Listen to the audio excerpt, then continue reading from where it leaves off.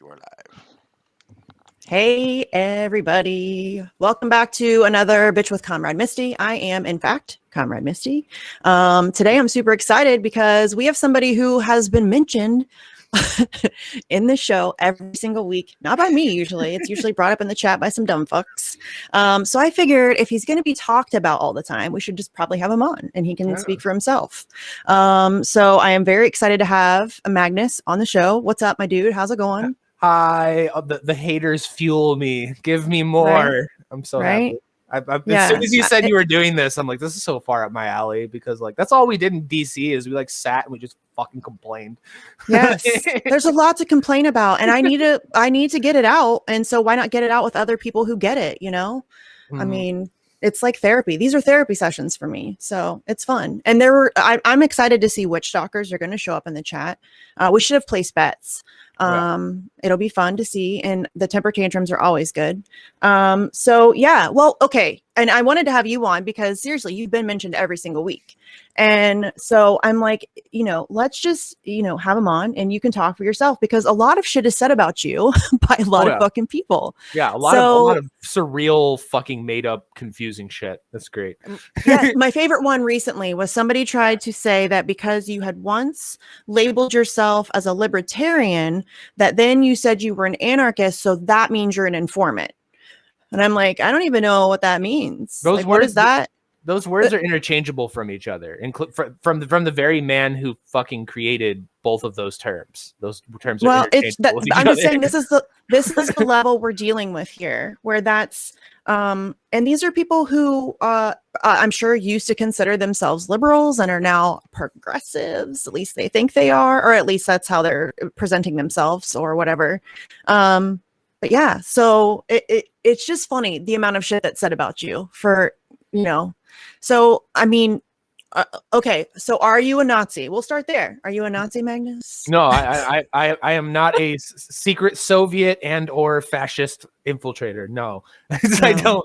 It's weird to me that like we had this conversation like the first time we ever talked. You're like the second person I ever talked to of like, if I wanted to infiltrate anything, there'd be so much easier fucking ways to do it that wouldn't gray my beard and stress me out and annoy me than what I've chosen to do. So like, it's just, it's desperate cope. And some of it has to be like an op to me. Like I really do think some of these people are not very genuine about what they're fucking doing here just because of the things they make up about me and the things that they manufacture out of nowhere. And there's so many places that I've never been that I'm suddenly people are telling me I've been there before. So that's always fun. Like somebody I love it when perfect strangers know you better than you know yourself. That's always a good time. Somebody accused me of being in Brooklyn Center. Somebody accused me of like, oh, I recognize him. He was in Texas. I've literally like never gone to anything in Texas. I drove through Texas one time. Like there's like wild conspiracy theories about me all the fucking time. Yeah. Well, and also something that annoys me too is that these people like they act like because you talk to somebody or are willing to work with somebody or what, like, no offense, Magnus, but I still don't trust you. I don't think you trust me like fully. You know what I mean? We don't really know each other. If you trust anybody in activism, you're an idiot. Yeah. And so, yeah, I'm glad you didn't get offended by that because I mean, I said the same thing to Christina Livio and people were like, I can't believe you said it to her face. And I'm like, what? That's truth. Like if she's running for office, I can like her as a person and still not trust her at all as a politician. You can do those two things. And so, yeah, if you're in activism and you trust anybody, you should probably not be in activism. I mean, that's just the hard truth. The targets we're swinging at, like I, yeah, I brought it up on Dave Smith's show today, but like my threat priority is at such a different fucking level than these people. They're complaining about like people saying like mean things on Twitter or like talking to the wrong person. Like the FBI showed up to my fucking house and threatened to put me in a cage. Like my problems are just different than like these people's problems, you know? Well, and even if they don't have those same problems, like thinking that I'm somehow the threats. I'm a 39-year-old mother of two who lives in small town Ohio. My life is very boring. I'm not like I'm not a Russian. religion. I'm not, and like it, and being obsessed with me and like trying to make me into some like Nazi collaborator because I'm willing to talk to people I don't agree with. That's fucking weird. I mean, they act like I have said that the best plan of action would be to, go and literally join the KKK or something or whatever. No, I've been very clear about the fact that they seem to think that anybody to like the right of maybe Elizabeth Warren they're like irredeemable racists that we should never talk to. And if you do, then you're some, red brown. You know what I mean? It's just like, it's surreal because they'll say that, but then say that I'm the one that's pushing for a civil war. Because it's like, what's your plan? Right? Like if 75% of the political spectrum are wrong and 50% of them are irredeemable and you cannot associate with them to any function, even if they're your fucking family, what's your plan with those people? What are you going to do with them? Well, see, here's the thing, Magnus. Yeah, exactly. If you ignore problems, they go away. That's how that works. You just ignore things that you don't like and they go away magically. Right. These are not, that's what I'm saying though. I think a lot of them are not genuine for sure. And then the people that go along with this, they're surface thinkers. They're not thinking, it's all like high school drama bullshit to them. They don't actually want to get anything done, I don't think. Yeah. Because you can't get shit done by, alienating yourself from literally everybody. I mean, do you want to sit smugly in your safe space and like be able to feel superior to other people? Or do you want to get Medicare for all? And do you want to get, free press or end the fucking wars? Like, yeah. I mean, do you really, what do you want to get done? Do you just want to like feel like you're better than everybody? Is that it? Because that's what it seems like. Yeah. And again, like there's a huge amount of space between like Elizabeth Warren and like literal Nazis. There are a lot of people in here who, are just propagandized to be mad at the wrong people and the wrong things. And they're not, a lot of these people they're not bad people. I'm surrounded by them. I know you probably are too. I'm in small town Ohio, literally Trump country. There's a guy who's still like maybe a quarter mile down the street has like this huge ass sign on his fence that he like spent a whole weekend painting that still says Trump 2020, make America great again. These are not bad people. Like they're just ignorant to a lot of things and they're mad at the wrong shit. That's all it is. I still know people that have Hillary Clinton bumper stickers because I'm in like I'm in Whitmer country, or Bernie Sanders bumper stickers. Right. It's like yeah, it's just crazy to me. And like people forget also that like the political compass is like a quadrant. Like it is not just left and right. It's not that simple. Right. Things do not boil down to these nice, neat boxes. But you see, like they'll even try to deny that reality to make it simple. Where they'll say wild shit like the four corner political spectrum is a CIA op, and it's like what, like because they desperately want it to be like, well, you're either left and right or you're right and wrong, and it's like what, like that's not how it goes. And you're right that I always compare it to like a Lions club or like one of those like old lady like institutions. That's how they treat activism. Like it's all a social club. It's all social standing. They don't care about any of this. And that's why like I hit a real big core and make them real mad on a lot of stuff when I straight up walk out and call them privileged. Because it's true to where like they can act like this because their immediate lives are not threatened by any of the things that they're trying to fight against. They can wait for every single thing they want of this perfect fucking utopian, like Bernie Sanders is the czar of America shit they want. They can wait. They can wait their whole life for that because there's no danger. But then when I go and talk, when I say that, they get real mad. But then people like Black Panthers and stuff like that hear that, and you're like, you're right. These fucking white people are fair weather, and they never show up. And we try to call them, and they're annoying, and they cause drama. But you're onto something. And the fact of like they're so allergic to coalitions, I always bring up that in New Hampshire, like a couple weeks ago, a coalition of the Free State Project, which are like a bunch of anarcho-capitalists and shit, and progressives almost passed ending qualified immunity by 2 votes. They only need 2 more votes and they would have had it. These people would say, no, don't do that. Just keep qualified immunity. You can't talk to those people. They're evil right-wingers. Right. And it's like, yeah, because you're not getting your door kicked in and all your shit taken by the fucking cops. You go home to your nice, comfy fucking studio apartment. You get on Twitter and you pull up Netflix and you go on with your day. You're not in any immediate danger or threat and you don't care. But the people that it actually matters to, like, they're desperate for fucking something. And that's why like people like you, people like what Jimmy have said, even within the LP, you have the whole like Unity caucus coming, which is like pushing the same idea. You're seeing all this come out because people are just over this shit and they just want fucking anything. Well, listen, here's the thing. I'm selfish. And so if I care about something and I want to get it done, I'll do whatever it takes to get that thing done.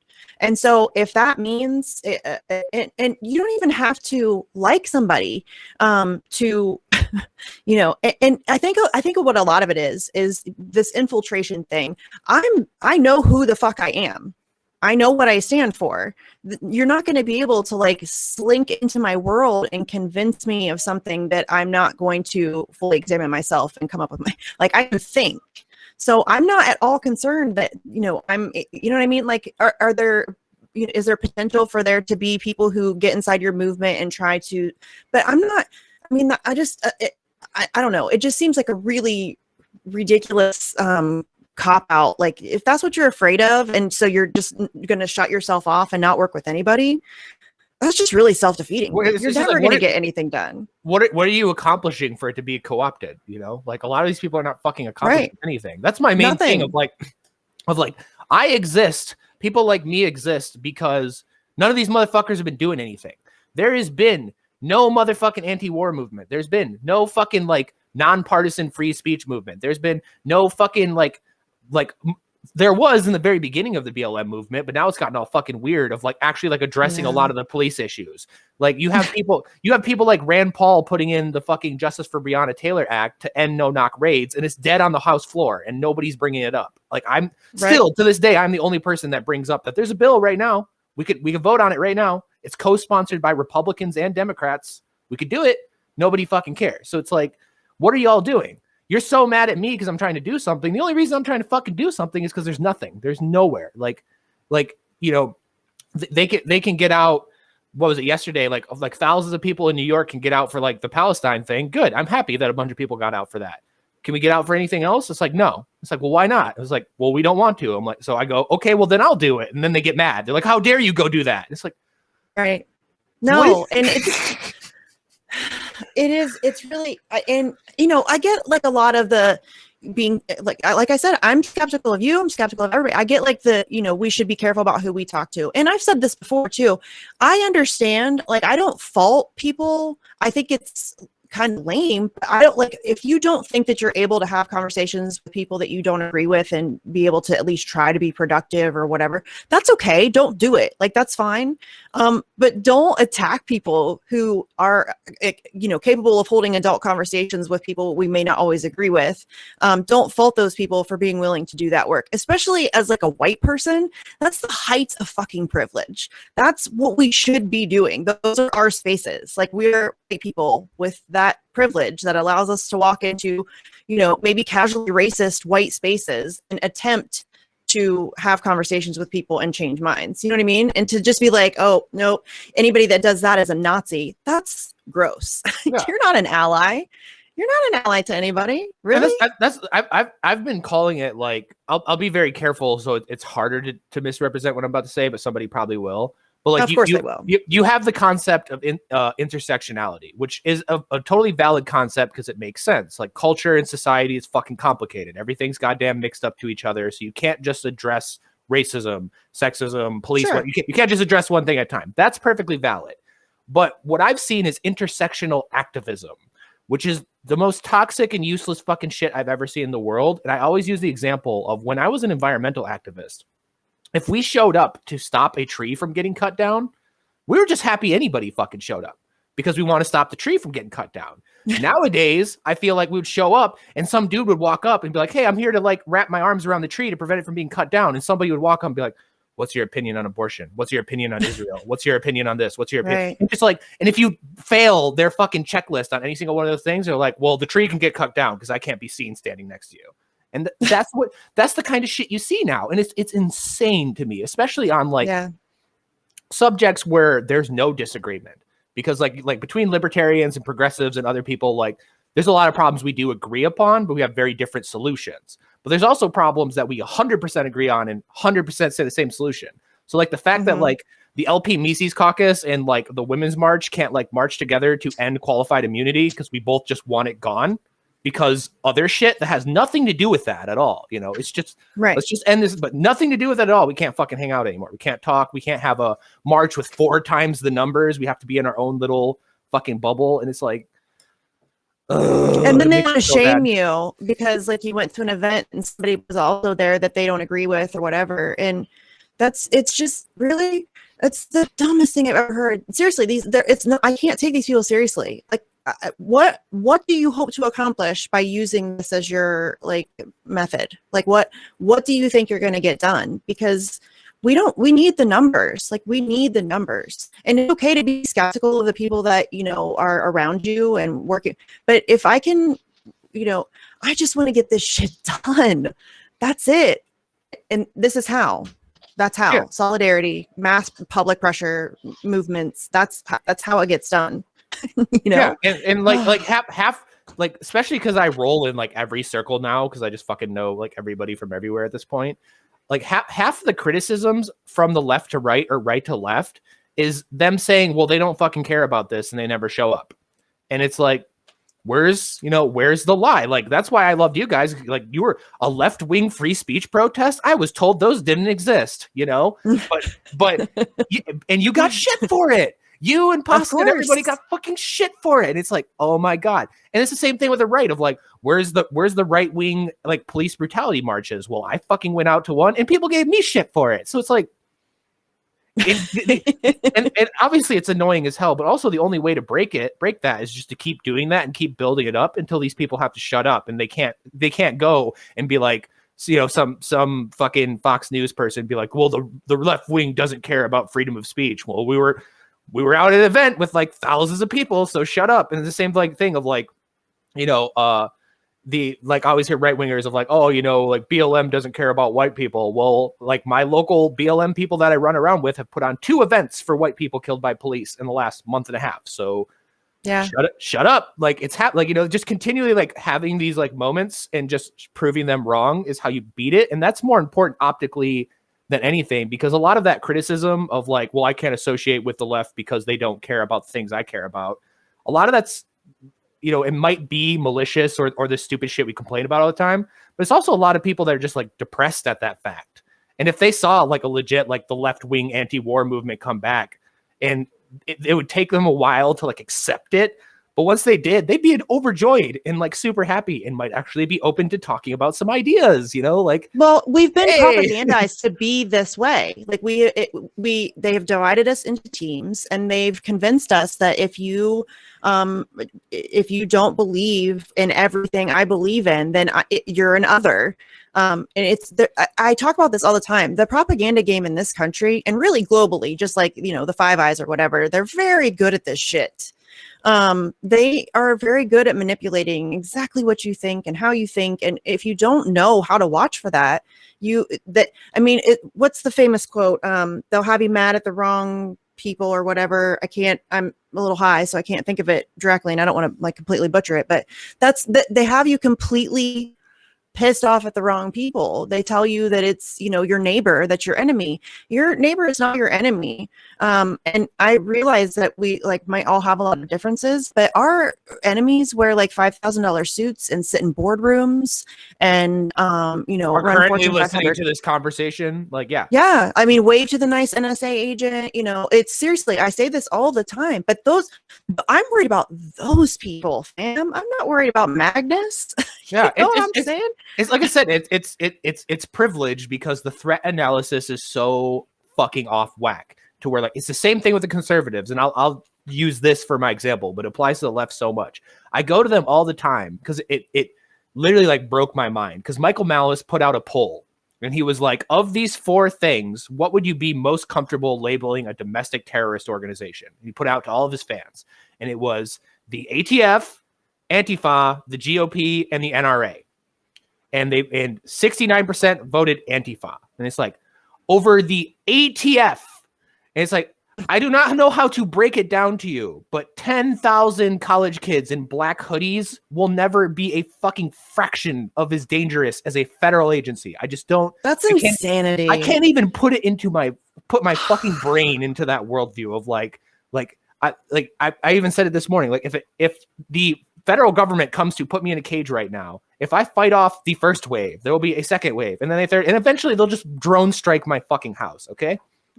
If some like gay bashing conservatives show up here, then I open the door with a gun and tell them to fuck off, and they leave. Like it's not even the same universe of fucking problems, you know. But right, yeah, no, I get it. No, but here's the thing though, like I don't have those problems, but I'm still able to recognize that those problems exist, and like that's the problem is these people they aren't even able to think in that space at all. Like they have no ability to comprehend things that are happening to other people. It's very weird. Like these are the people who, you know, don't ever talk about imperialism. They never talk about foreign policy until it's like, you know, like right now everybody's all about Palestine, which is great, but where have you been? Where have you been? Like this isn't some new thing, you know. It's not like a hashtag, you know.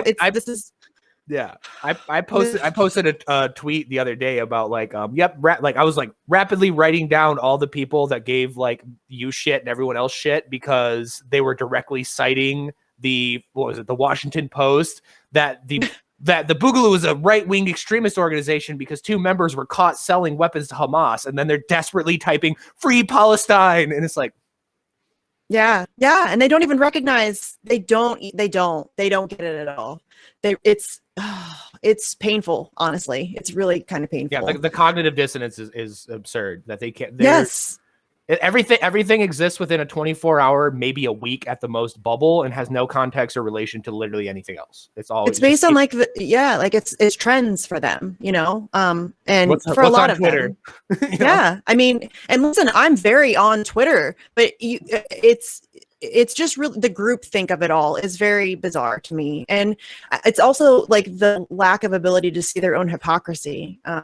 You know, it's and I'm not saying that like I'm not a hypocrite at times. Everybody is, but yeah, like just like preaching, you know, about progressive values and helping everybody, and then demonizing, you know, half the country and going talking down to them. Yeah, a bunch of wealthy white progressives going after Rome and calling Rome names, right? Fucking trying to who's like out Rome in his community feeding people every day.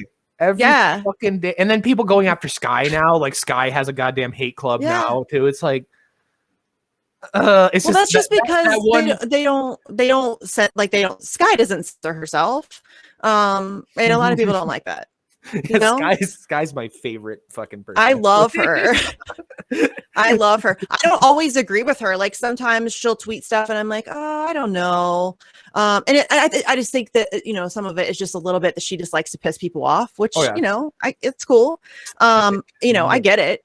But yeah, but she's like, there's no censoring with her, which I very much enjoy. And she's funny as hell. So yeah, I want to get her, me, and Fee all in the same space. Oh God. Yeah, that would be fun. That would be dangerous. That would be a lot of fun. Yeah. Seriously, I want to bad. But yeah, these people, it's I just think that they shit on, I think maybe for some of them too, it's maybe even a little bit of guilt and like self-loathing. Maybe I think some of them are kind of on a certain level, like they are aware of what's happening and they don't like that they've gotten, I think they like some of them actually understand that they got caught up in this weird team mentality. But now it's hard to walk it back. When you've been vocal about stuff like this for a long ass time and like publicly, it's really hard to like admit you're wrong and walk that shit back.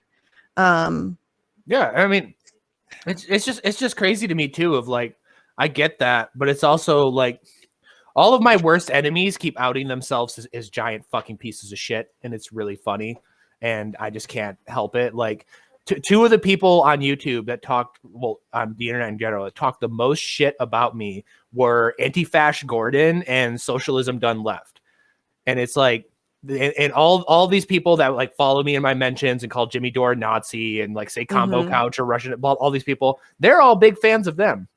And it's like, okay, so what have any of you guys done? Well, some things said some things they don't like. What's recently come out about your big, you know, people you support?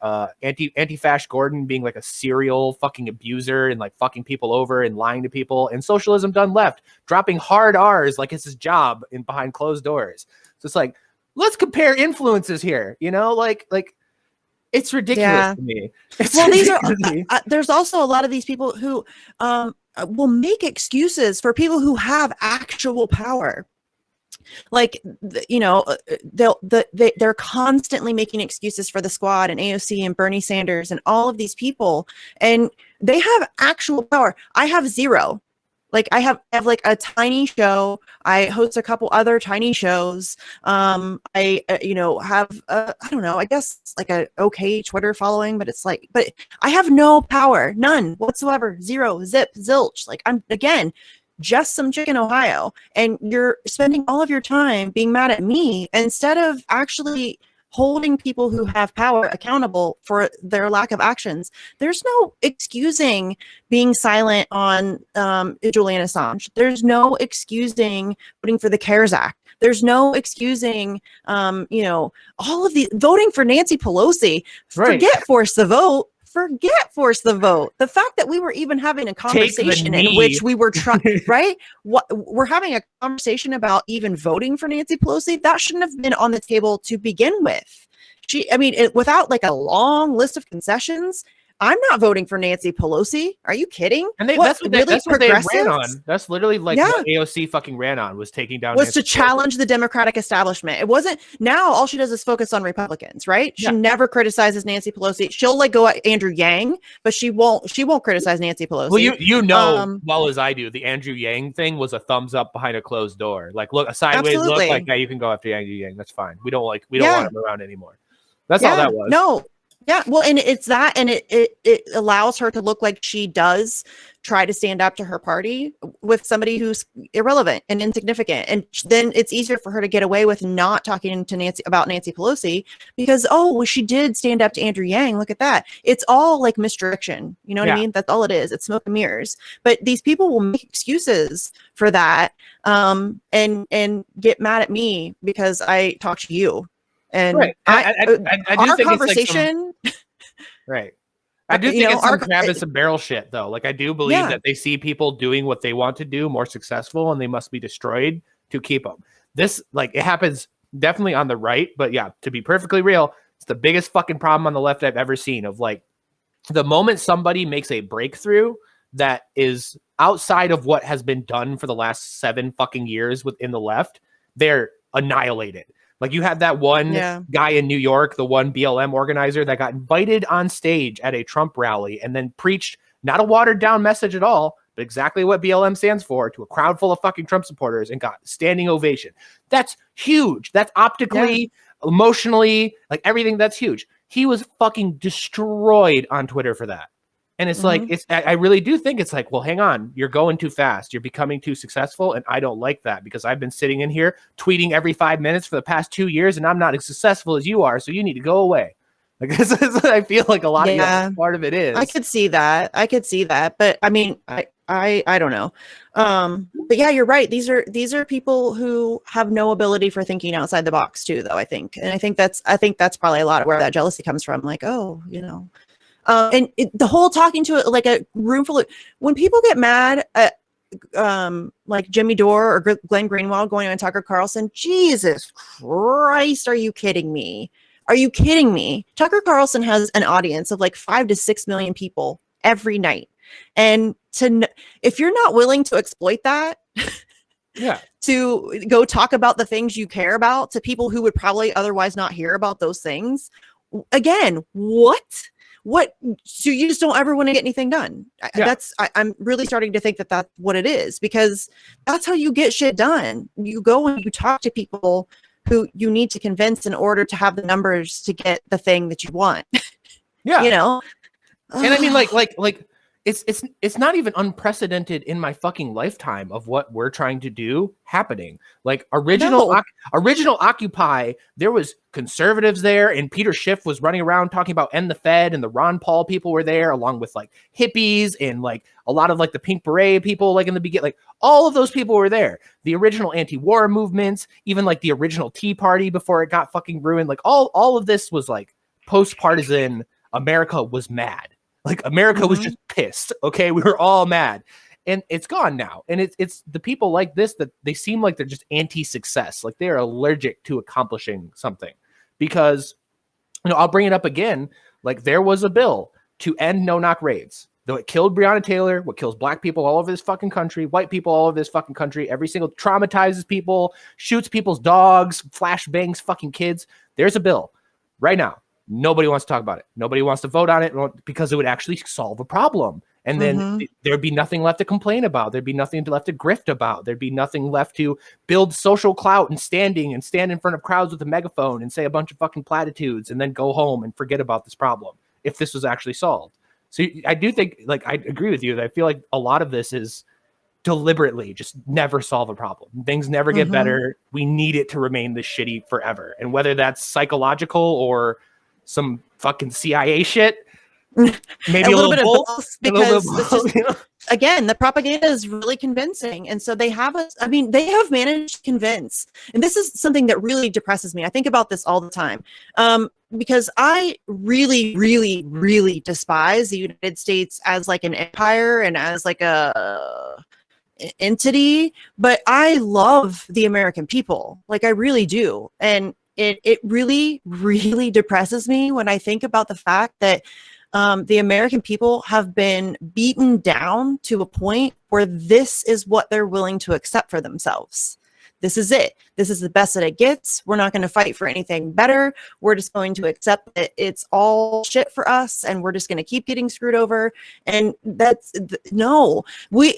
I can't say this enough. Y'all, we run this shit, and they're destroying you openly. Like, and you've convinced yourselves to fight amongst yourselves rather than focus on that everybody's getting screwed over. It's like a handful of people who are,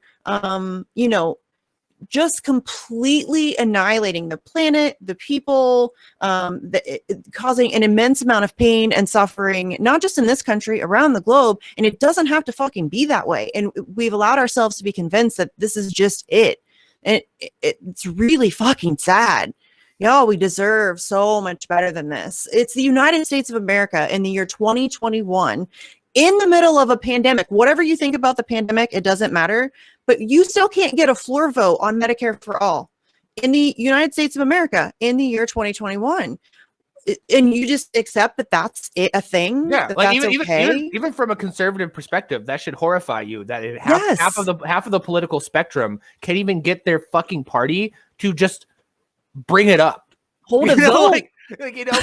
It's the same thing with the 2A on the right. Is like you'll have these people that will do the same thing that they do on left with Medicare for all. They'll campaign on it, they'll scream and crowd and blah blah blah, and then they'll get in and it's like, hey, so you're gonna bring up anything about the Second Amendment? And they don't. And it's like, yeah, we literally have these motherfuckers in suits that just don't do anything. They just don't. They approve a giant statue in Times Square of like an. They put on a show. Yeah, They do put on a show. I mean, it's very kind of like, I don't know, maybe reverse Truman Show. I don't know, but they're just actors. Yeah. Like, your politicians they're not working for you. They work for lobbyists who work for corporations, and they're just, everything else is they're just putting on a show trying to convince you that they're working for you. Yeah, and like that's all that is. Nico brings it up all the time, and he's exactly right. A lot of these motherfuckers, especially the ones from New York, are hired by talent agencies. Yeah, like that should surprise no one. That should, look at them. I mean, Barack Obama, are you kidding? That dude's an amazing fucking actor. He is so good. He's really good at playing that character. He was very effective, and that's not like conspiratorial. Just look at them. Just Alexandria Ocasio-Cortez. She is very gifted at putting on a show. She's convinced a lot of people that she's progressive and that she's working for them and that she's really fighting for them. She's not fighting for you. Are you kidding me? Please snap out of that shit. Please, I am begging you, snap out of that shit. Well, she's not. They only follow what they say. They don't actually look into what they're doing. Like the fact that she got away with voting on the fucking CARES Act for like for a fucking month. She's gotten away with it. Period. Nobody talks about that. She's gotten away with that shit, which is insane. Of like, I cannot think of another instance in history, like at least recent history, of a politician doing that.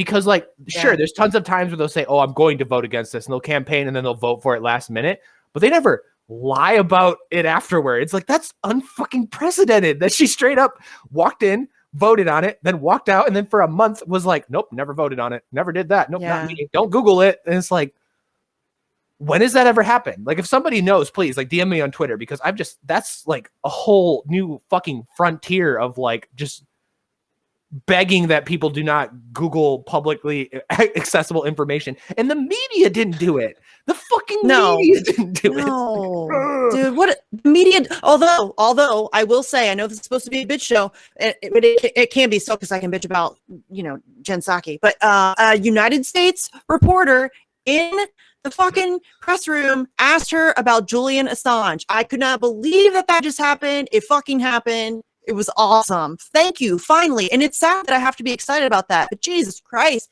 thank you. What did she say? Probably some bullshit. We're not Trump. I think just basically we're not Trump. It was a bullshit answer. I should. The prison guard that's torturing him is a woman. Okay. Fucking Christ. Oh Jesus! By the way, did you see that whole thing where if you Google Jen Psaki, it comes up with her bust size? Does it? Oh yeah, that's right. I did see that. I thought it was a joke. Somebody posted. It was like a screenshot. It's. I mean, it might depend on like your particular like Google bubble they've put you into, but it comes up for me, and I'm like, wow. So there's. This is almost as bad as like the Ted Cruz beard simping of like these are celebrities. These are celebrities. Yeah. It's not that Jen Psaki lies about how much money we give Israel to blow up fucking children. No, it's, hey, here's how big her boobs are. Right. It's like, what the fuck? They are. They really are. Just it's like watching a soap opera, but like with bombs and drone strikes. It's really fucking weird the way our global political system works out. Yeah, it's just surreal that they get away with it too, because like they don't try to hide it at all. They just expect people to not even bother. Like I always say, like, oh, like Pelosi, the biggest fighter of Trump, the warrior of Trump. There's so many fucking pictures of them arguing and then getting off stage and going and giving each other hugs and smiling at each other and shaking hands and everything. You can just look. It's there. They didn't even try to hide it. They didn't like get caught on a hot mic or anything. They literally walk off this podium, go down like 5 feet that way, and then hug each other. I mean, how many times have we seen pictures of Nancy Pelosi and Mitch McConnell, like high five or elbow fiving for whatever the COVID thing, laughing together? They're owned and operated by the exact same people, the exact same corporations. There's some slight differences here and there, but for the most part, they all have basically the same end goals. There's some inner bullshit, inner drama, like there's cliques too. It's kind of like high school for psychopaths, so there are some cliques, and they have like their inner turmoil and they fight and stuff, but they don't give a shit about you, and they're all in the same kind of orbit, and they all they work for the same people. Their friends are all rich. That's who they're doing really? You think that they're not doing favors for their friends who are extremely wealthy? Of course they are, and they don't give a shit. Like our opposition is post-partisan, so we're never going to beat them partisanly, because they just don't. They will call themselves whatever they want to call. They'll pass whatever bill you want to pass. You can go in right now and have like the most progressive, insane fucking tax policy ever of like 99% tax on the rich. They will look you right in the eyes and say, sure. And then they will not implement it on any of their friends. Like they do not give a fuck. They do not give a fuck what you do. They don't care what laws you pass. They don't care what, like, without this extraordinary political pressure from the bottom of the political spectrum, from the liberty across the board political spectrum, they just don't care. And they like, you elect somebody, they're going to be co-opted or they're going to be destroyed. If they get too successful, they're going to fucking kill them. Like, wake up. Like wake up with the level. And again, that's not conspiratorial. We've seen it happen. We have historical precedent time and time and time again. We know this. We know that's how this works. So it's really bizarre to me that people pretend like we can still like vote our way out of this. Like we can vote our way out of fascism by voting for a fascist. Right. What? Like Dave Smith brought it up this morning, but it's like, people do not understand that you are dealing with people that will not lose any sleep over drone striking your fucking children and burning your house down in the middle of the night. They will not lose any sleep. They do not care. If you are doing something and you are not getting immediate visceral feedback from the police state and the establishment and like all the alphabet agencies, you are being allowed to do that. Because if they didn't want you to do it, they have all the means in the motherfucking world. Like all I did was stand in front of a building with a rifle on and a hoodie and give a speech, and the fucking Department of Homeland Security showed up to my apartment. Okay, like somebody criticized AOC on Twitter, and they showed up at his house. Yeah, like you know what I'm saying? Like, yeah, really? Like, do you understand what the fuck we're dealing with here? It's insane that like I have to shake these people up. And the same thing with the conservatives. The conservatives are fucking insane on this. And like they always like to say of like, oh, the left are a bunch of cancel people and they're Twitter people and they don't want to work with you. Y'all are just as bad, because my mentions right now, like as I'm glancing at it right now, are just filled up with people because I went on Dave Smith's show. And they're like, if Dave Smith runs for the LP candidate and he embraces these people that apologize for commies and blah, blah, blah, I'm done. And it's like, you're the exact same thing as the woke mob you hate. You're the same shit. Yeah. And it's ridiculous to me. It's fine when their team does it. That's what it always is. And it drives me fucking crazy. Me. It's fine when their team, like, they talk constantly about, the Twitter trolls will talk about how they got mass reported. Bitches, that's what you do all the time. And then they want to play victim. And in fact, somebody apparently one of my like worst stalkers. Oh, the bog hag. The bog hag. Yeah. So she apparently I love how that apparently a bunch of people reported her, which I mean, she shouldn't be surprised. Like, if that's how you spend your time on Twitter, you're going to get reported by a bunch of people. I have reported like 3 people in my entire life on Twitter, and it was because I felt like it was genuinely not okay what was happening. Like there was some doxing or some like threats made. You know what I mean? And even then, I was like very hesitant. I don't report people on Twitter. But then some guy was the cops around here. No. But then some guy was like, he tweeted at the Dave guy was like, I don't ever want, or you don't ever get to talk about people reporting you ever again. And I'm like, wait, I didn't report anybody. Some other people did, but somehow this is my fault. And I can't, I have no right to talk about people reporting me. What? It's like, this is the logic. It's also like I was complaining about being reported because y'all motherfuckers were reporting me, but that's an awkward detail. We don't want to talk about that. That's awkward. You could never complain about getting punched because I was punching you and then you punched me. Right. Yeah. Fuck it's kind of like the Israel's defending itself. Yeah. It's like, I don't like my docs is still on the internet right now. It's right there. You can Google it. It's live on the internet. I have yet to report it. I never will report it because I don't call the fuck cops universally, period. So it's just, it's ridiculous to me that they will do this stuff. And like, the amount of parody accounts that now, I have a Demi Door following me that all he does is comment on every one of my tweets. There's a parody of me called Sarcasm Fart Dust. They're not even clever. It's just all the Demi Door one does is just like, I, as the king of leftism, would love to ally with you and your fascist boogaloo boys, and it's like. Yeah, mine just talks about how like I am in love with Julian Assange and I think he's like a god or something. I don't know. I don't really pay attention to it, but that's the few tweets that I've seen. Like a lot, they like to ask me like if I have a Julian Assange body pillow, and no, I just really would like to keep my First Amendment rights. Yeah, I'm kind of appalled at a human being being tortured, and that goes tortured to death for exposing war crimes. Right, like crazy me.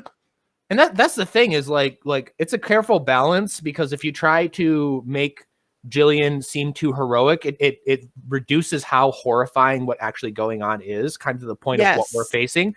The dude literally took text and then copy and pasted it on a fucking website, and he had been sitting in prison for years. And he's never gotten it wrong. It's always been 100% factual, authenticated information, source documentation, and he's exposed more criminality and corruption the world over than all other journalists combined. And that's not hyperbolic. That's real talk. That's just the thing about it too, of how horrifying it is because like the dude was in the office, like emailing people and talking to people and had like, sure, a little bit of like, yeah, dude, please come forward, like trying to dig some leads up. But this wasn't like, that's what journalists do. Right. And even then, like he's mild compared to other people because Assange was not putting on a fucking mask or a hood or something and sneaking into government buildings or like following politicians around or like taking photographs in the middle of the night. The dude sat at his fucking computer and they're trying to kill him for it. So it's like, that's what we're fighting. Okay. And if you're not being fucked with that hard, then whatever you're doing is not working, because all of us have been fucked with to like, obviously not the degree of me, of like, I'm pretty sure I'm going to fucking die sometime in the next year.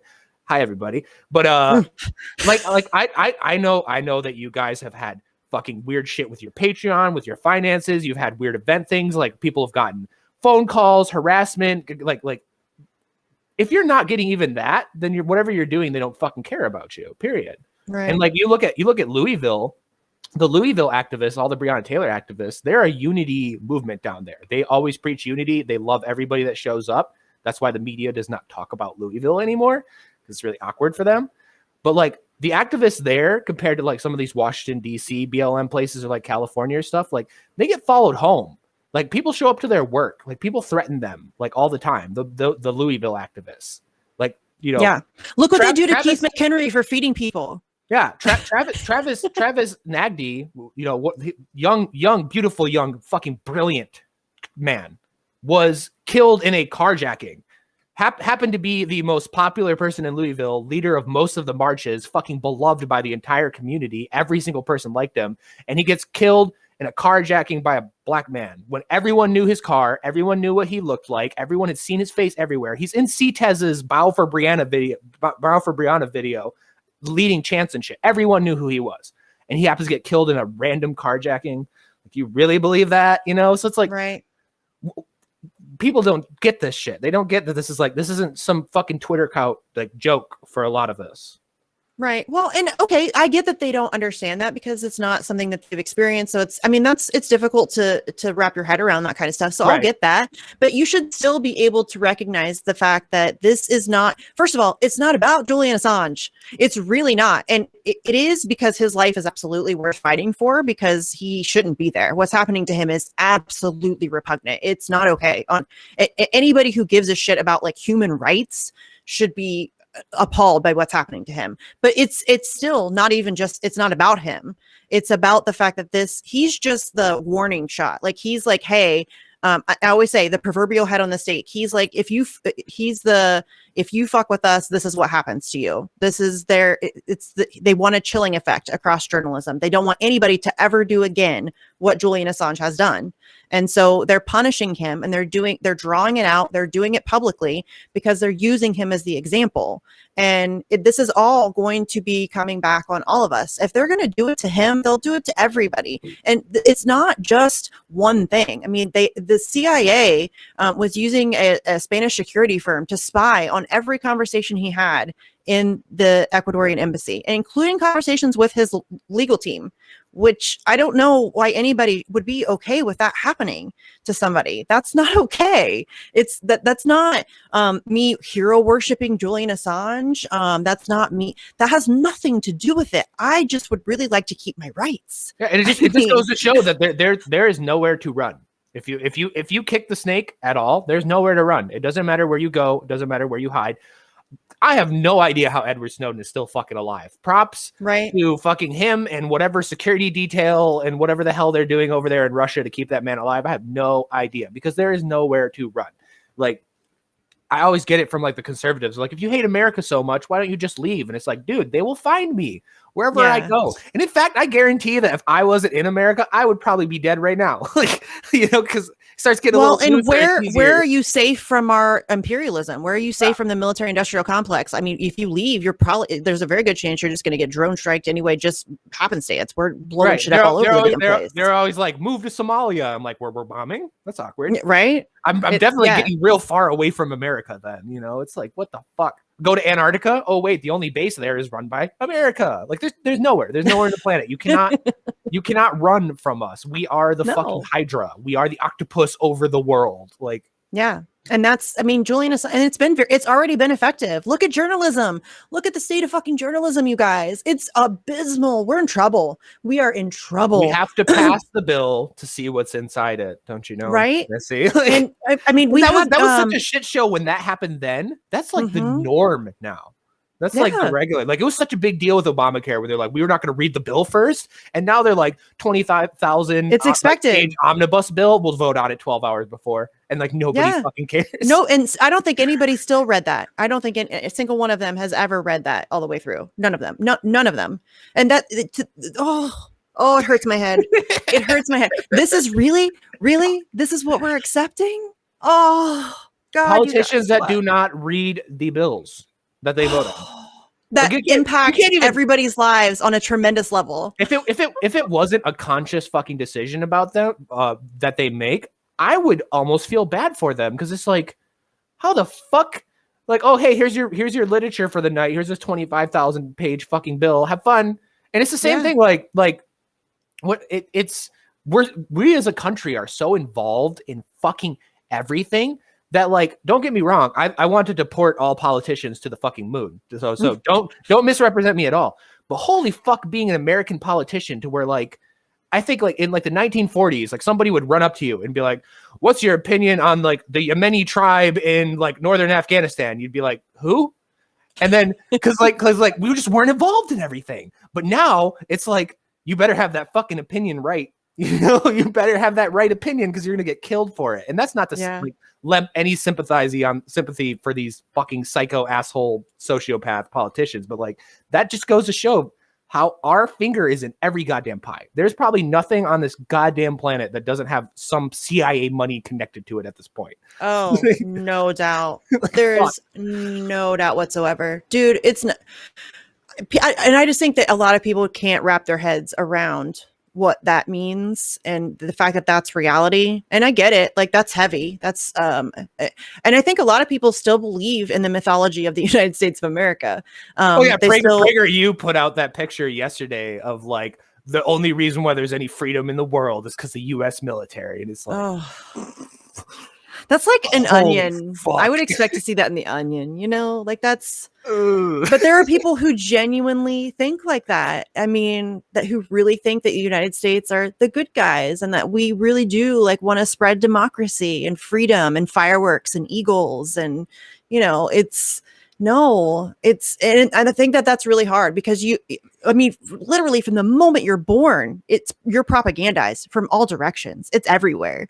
It's on TV shows that you watch. It's on the billboards that you drive past. It's in the books that you read. It's everything. And that's why I say that the battle for narrative management and against propaganda, that's the front line for everything, because it impacts every single issue that you face. I mean, I always use the whistleblower from the health insurance industry. I think his name's like Wendell Potter or something like that. But this is a dude who literally used to work at an insurance company writing propaganda to misinform the American populace about the Canadian healthcare system.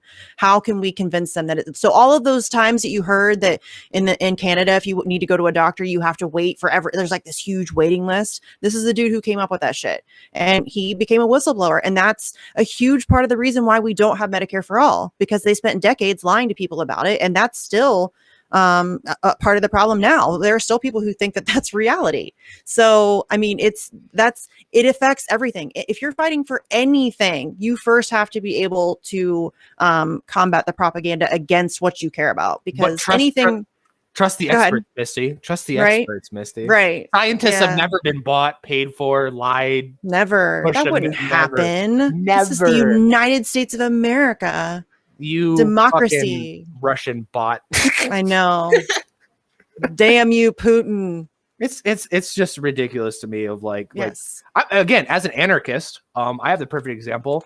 There's never been probably an ideology that has been targeted and lied to and destroyed to the point where a ideology that was created by a fucking French pacifist is now synonymous with violent chaos. Right?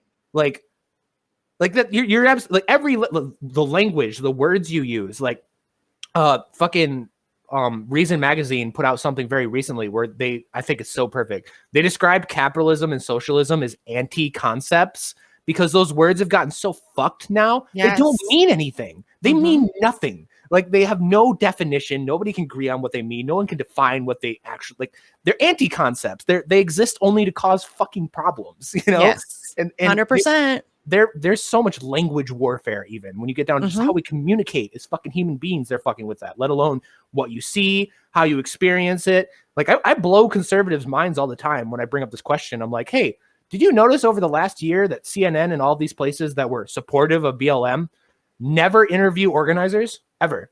You can go back, watch every single fucking they never put a camera in front of an organizer's face. And they're like, of course, you got a point. That's kind of weird. And I'm like, I wonder what they're saying. And it was a lot of fuck Joe Biden, fuck Kamala Harris, like, because they didn't want to see that, like, that a lot of the movement felt that way. So, and that's why I don't understand. Like, people, you should be able to see it right now. Look at how they're covering Israel-Palestine clashes.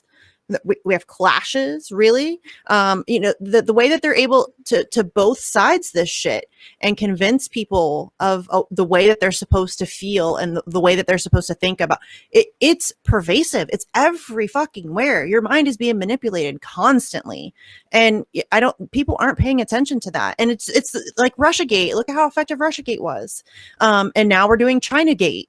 And look at the way that they've manipulated people on COVID.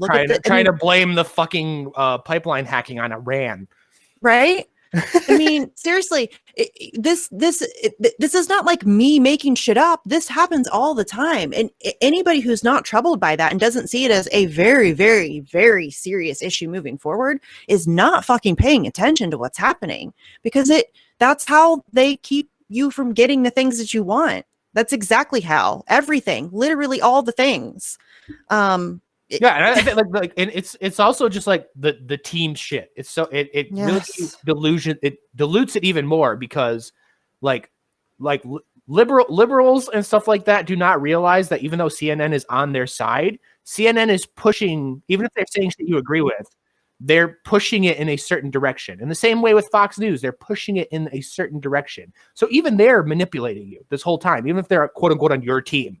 And like you see moments where that breaks down, where I love bringing it up because it was the funniest fucking moment of last year, of where you had thousands of BLM protesters trying to break into CNN headquarters to burn it to the ground. And the CNN reporter's like, why are they doing this? We're on their side. And it's like, yeah, it's like conservatives even forget about that. I bring it up to them all the time and they go, oh yeah, that was a thing that was happened. That's weird. I thought they liked CNN. And it's like, yeah, CNN told you that. Like CNN told you they like CNN. They used to try to pretend that when Trump supporters would say CNN sucks, that's Trump's attack on the media. I went to a Bernie Sanders rally and everybody chanted CNN sucks. Exactly. And that's the whole thing of like CNN sucks. You have the right wing convinced that there is no left wing free speech movement at all. They're convinced. Yeah. They might know about Jimmy Dore, but outside of that, nobody. Or like maybe Kyle Kalinske on occasion or something like that. They have no idea about because it's not allowed. It's right. You're not allowed to know that exists, because CNN and the Democrats want you to believe that the left are a bunch of censorious corporate people just as much as Fox News does. They want that narrative to exist, because they would shut it down if they didn't. They would say otherwise. They'd platform people like you, people like Jimmy Dore and stuff like that on MSNBC. They have the power. They could do it anytime. They deliberately want it to appear. So they're not your friends. Like even if you have them sitting there preaching all the same things you preach and whatever, and they're having Bernie Sanders on or something like that, it's still Bernie Sanders is not your friend. Right. Like exactly. Like it's still an op. They're still deliberately doing this shit for a reason and a direction to get you to believe something. 100%. Everything on mainstream media is carefully orchestrated.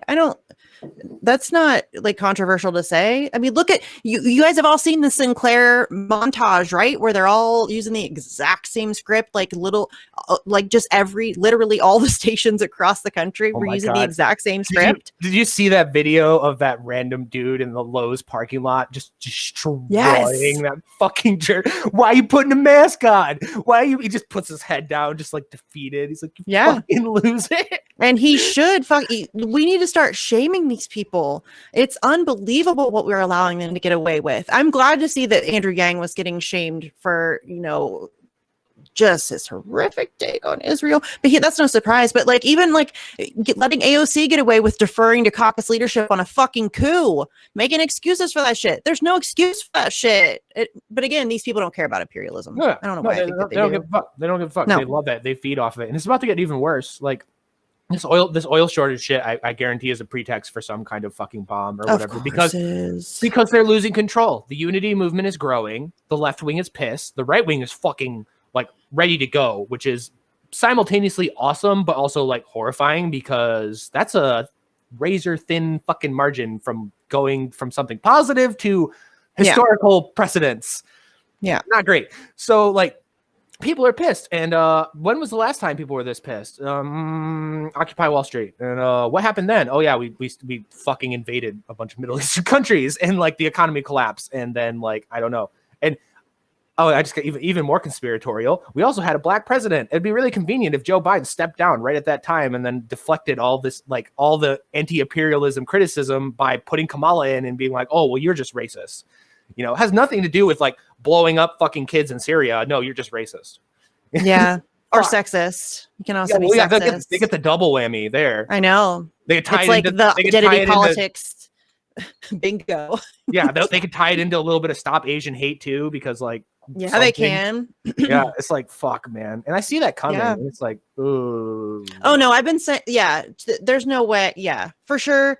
And that's what pisses me off a lot about people who do the identity politics thing. Like, I had people tell me that I should be excited that Kamala Harris is vice president because I have 2 daughters and now they are like represented. No. Actually, having members of my ethnicity and or race and or gender doing bad things does not make me feel good about my race, ethnicity, or gender. There's a whole reason why white guilt exists, and it's because there's been a lot of fucking bad shit. So like, no, I don't want to pass the mantle. Right? On awfulness. It's like, yeah, more girl torturers and war criminals and girl power, you know. Yeah. No, that's ridiculous. They were talking about it on Tim Pool. It was actually like, someone needs to make this, but they're talking about making a skit of like the Guantanamo Bay detainees, and like, for the last year, I just haven't felt represented. But then they switched out the guard for a Palestinian woman, and as she's waterboarding me, I'm just glad that we're moving forward as a culture. It's like, oh, but it's real. It's real. It would be an Onion article if they weren't doing shit like the first all gay strike team on the fucking right. Meme. You know, it's like, oh, and like that's a meme. Like that's been a meme for a long time. You know, like everybody's been saying that's the difference between Republicans and Democrats is that, you know, Democrats have like rainbow flags on their drone strikes, and and now it's like it's a real thing that they're doing. Oh, and they're just fucking with us. I mean, they're just fucking like we live in a fucking cartoon. That's why I like. Yes, Steve Quickenen was in the chat earlier. I don't know if he's still here, but yeah, we do live in a fucking cartoon. I love just the picture. I've been sending it under every stupid ass article of just Elon Musk on SNL. You know, super powerful, like fucking billionaire, like capitalist dude who's like in bed with everything on SNL, dressed up as fucking Wario, and I'm like, this is America. Right here, this picture. This is we live in a fucking cartoon. Like, it's just so stupid. It is. It really is the dumbest fucking timeline. I don't even understand. Sometimes I feel like I'm like getting punked. And okay, so if there's like a multiverse, I often get really pissed off that this is the one I got stuck in. It makes me angry. It's so ridiculous, and it's just like the amount you're like gaslit and just lied to and just oh my god about it, and it's like, we need to bitch about the gaslighting. What would this do for your family? Fucking tweets, because Jesus Christ, they need to stop. I can't handle this shit anymore. I can't. There was a really good one the other day. I think it was Rokana. Dude is like the king of platitudinal bullshit. Unbelievable. Oh god, these tweets, you guys. I'm so glad they've died down a little bit, just a little bit from the fucking Republicans, because Jesus Christ, waking up in the fucking morning to see Ted Cruz being like, I remember when I read Green Eggs and Ham to my kids. I'm like, yeah. Make it stop, for the love of fuck, just shoot me. I'm just really tired of them tweeting about things that we know that they're never going to actually fight for. And, you know, somebody, I think it was Ilhan Omar, tweeted today something about canceling student debt maybe. And tweets don't get shit done. I don't know why I need to explain. She's like a congresswoman. I shouldn't have to explain this to her. Like What has she done to make that happen? What have any of them done? Like if fucking Ilhan Omar or something like that wanted to, like, I don't know, reduce the military budget to Israel or something like that.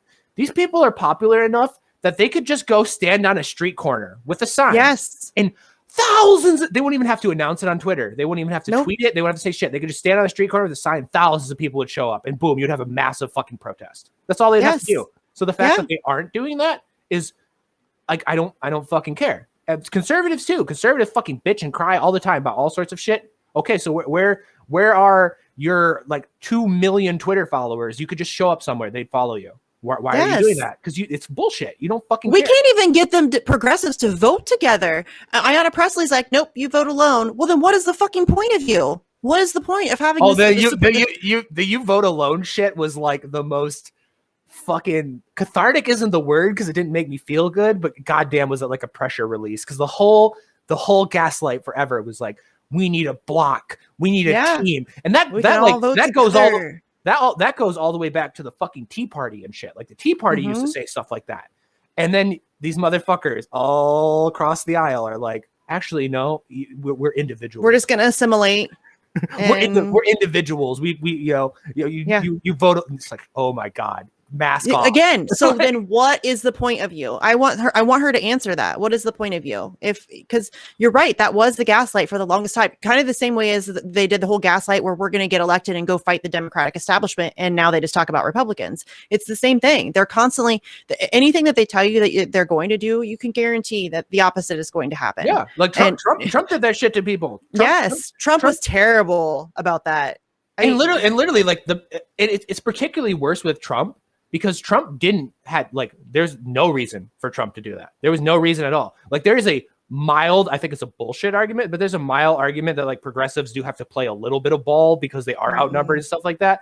But like, I don't agree, but like you can at least look at numbers. Trump was the fucking president. Okay. Trump could have just told people to fuck off and done whatever he want, put whoever he want in his cabinet. He could grab a homeless man and make him a secretary of defense and they couldn't do shit about it. Like, and he did it anyways.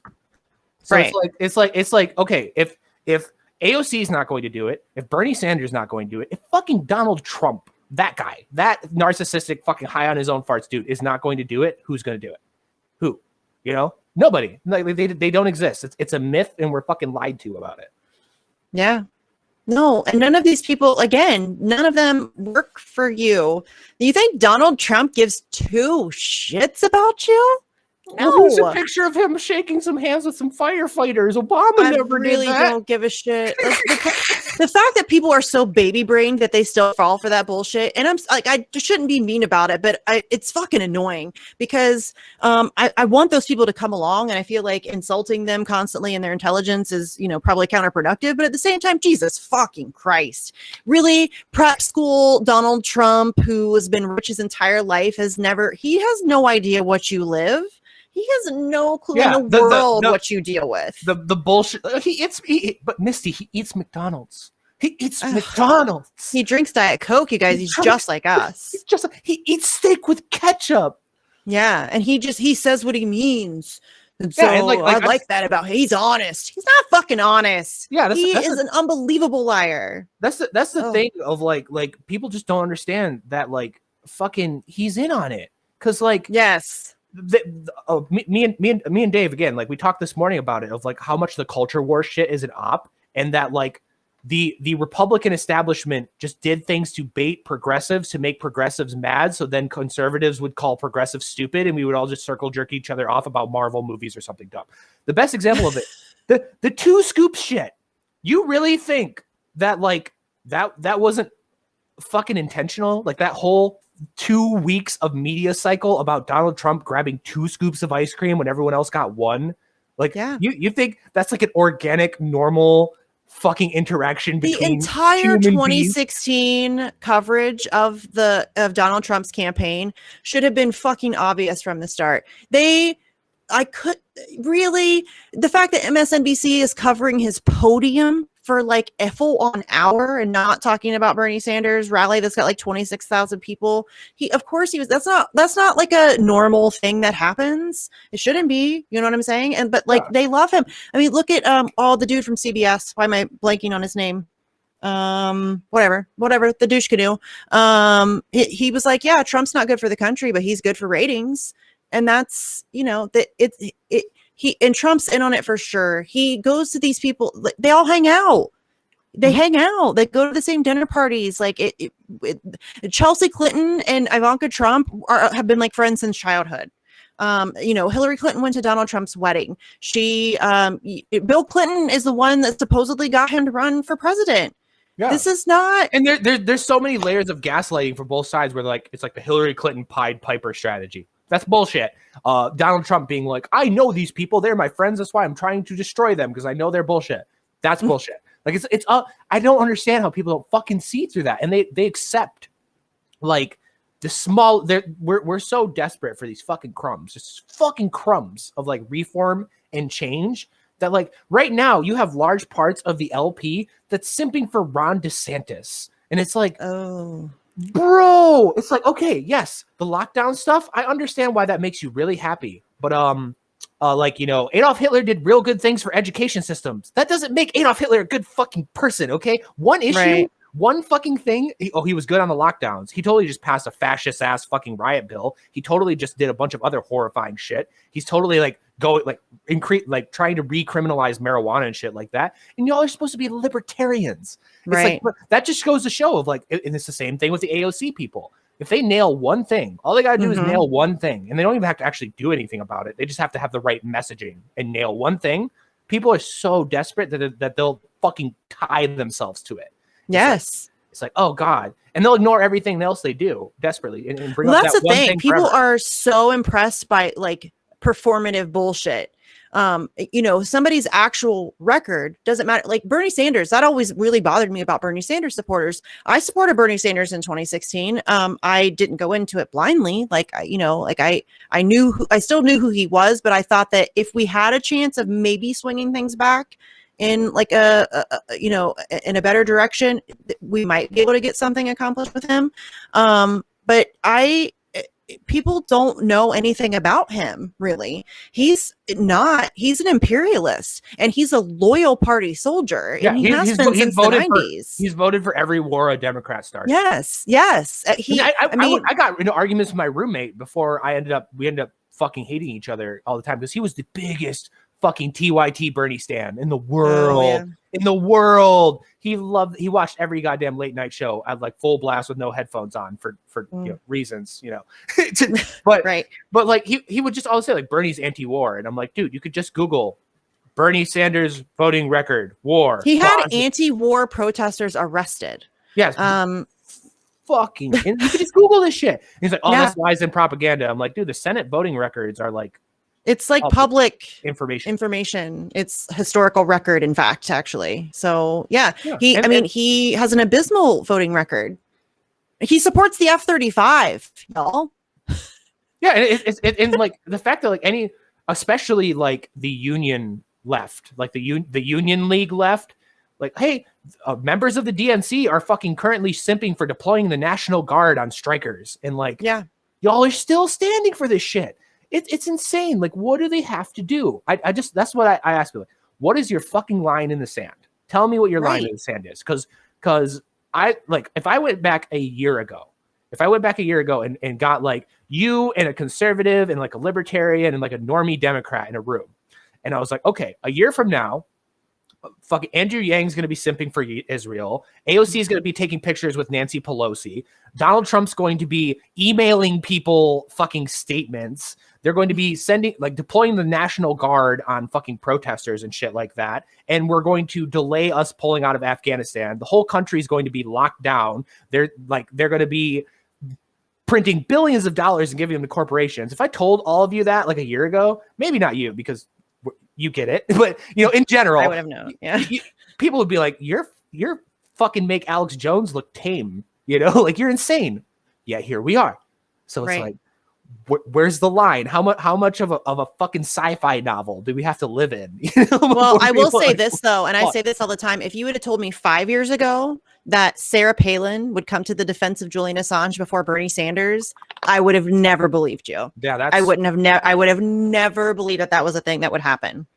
That's some weird ass shit that's going down. It's ridiculous to me. And like the culture war shit, to bring up Jillian, to talk about Jillian, the culture war shit really like affects me at like a deep level, because I had a very personal moment, and this was just a random, like I was sitting on the couch, nothing was going on, but this thought hit me so fucking hard that it like blew my brain. And it was a year after he had gotten jacked out of the embassy, and I'm sitting there and I'm watching some YouTube video about somebody like complaining about fucking Black Panther, like Captain Marvel, and like the liberals are destroying culture and the woke blah blah, and it literally just hit me in my brain. I'm like, you know what?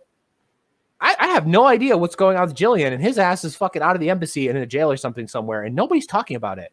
Why is that? That's weird. Why isn't like Luke Wachowski or like Tim Pool or like all these like people, like why is nobody? What are they talking about? Oh, nobody. They're talking about woke shit, and that like totally affected my worldview. That's when I started running around and being like, the culture war shit's an op. It's literally like, I guarantee this shit was thought up in a fucking CIA lab. Like, yes, all of this, because we're sitting there fucking complaining about like Captain America and the Winter Soldier or some shit, some TV show, and we're calling each other like commies trying to destroy our culture, and fascists are just sexist and hate this movie, while like real shit's going on. It's like, how could this is not organic. Like, human beings do not interact this way normally. I always use the analogy of like, why do you advocate unity? It's like, because the house is on fucking fire and we're arguing over the drapes. Like, people do not do this. Like if you took a ridiculous like 1600s like Salafist like Muslim like crusader, and then like a super Catholic like crusader dude, and they were fighting in the Crusades, and the building like lit on fire and they both knew they were going to die, they wouldn't be fighting, because that's like that's human. That's like immediate relevant survival. But nowadays, I could get my haters and your haters in a room, and they would probably fight until they fucking burn to death. Like, they would not care at all. And absolutely. That has to come from somewhere. That's not natural. That's not human. That's not organic. There's no precedent for that. It's like, so what the fuck is going on? Yeah. And that's such a really good point too, because we really are in that situation. I mean, we're in desperate times. I think a lot of people are very insulated, and I think the propaganda has been very good at convincing people.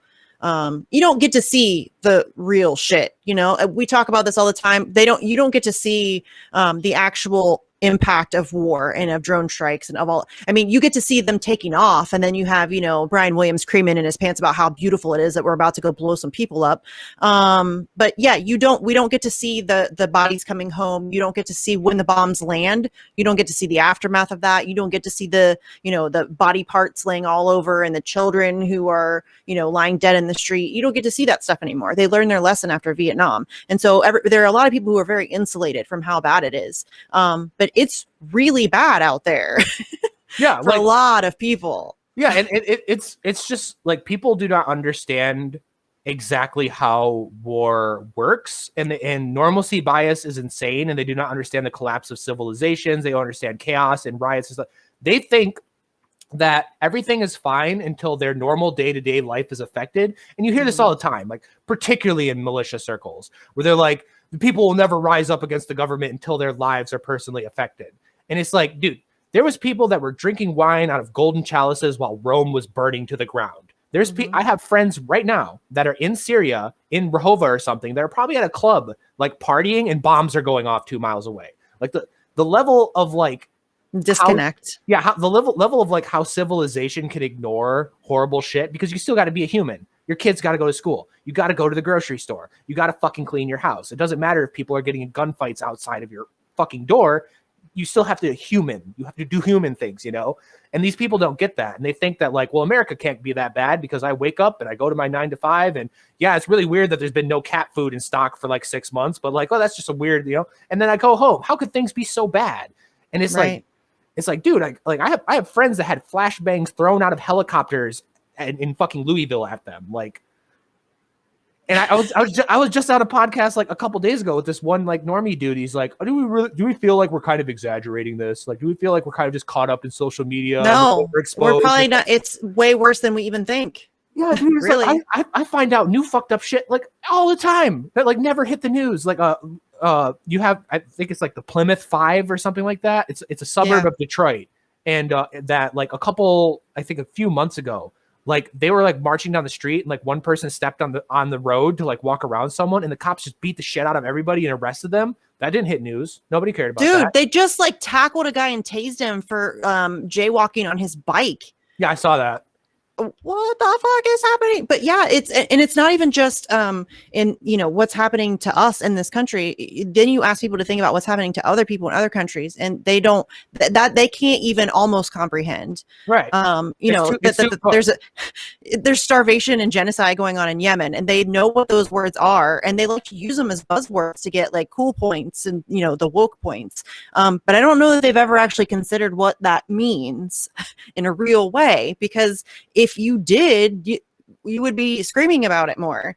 And not like like a lot of me and Dave Smith had this conversation where like a lot of people go after him of like the like super woke types in the Libertarian Party, because he's done things like had like one conversation with like Nick Fuentes or something like that, and like he's a fucking podcaster. He's at everybody. He's also like talked to people like Jimmy Dore and shit. He's whole political spectrum. But he brought up this thing of like, how can you be mad at me because a dude who's 2 like steps removed from me or something has talked to a person I've talked to or something, like denied the Holocaust one time, when you're actively denying a Holocaust that's going on in Yemen right now? Like, right. Like, are you really better than that person? Are you better than that cringe neo-Nazi who says that a Holocaust that happened didn't happen when there's one going on today? You can get on a fucking plane and just go watch it if you really wanted to.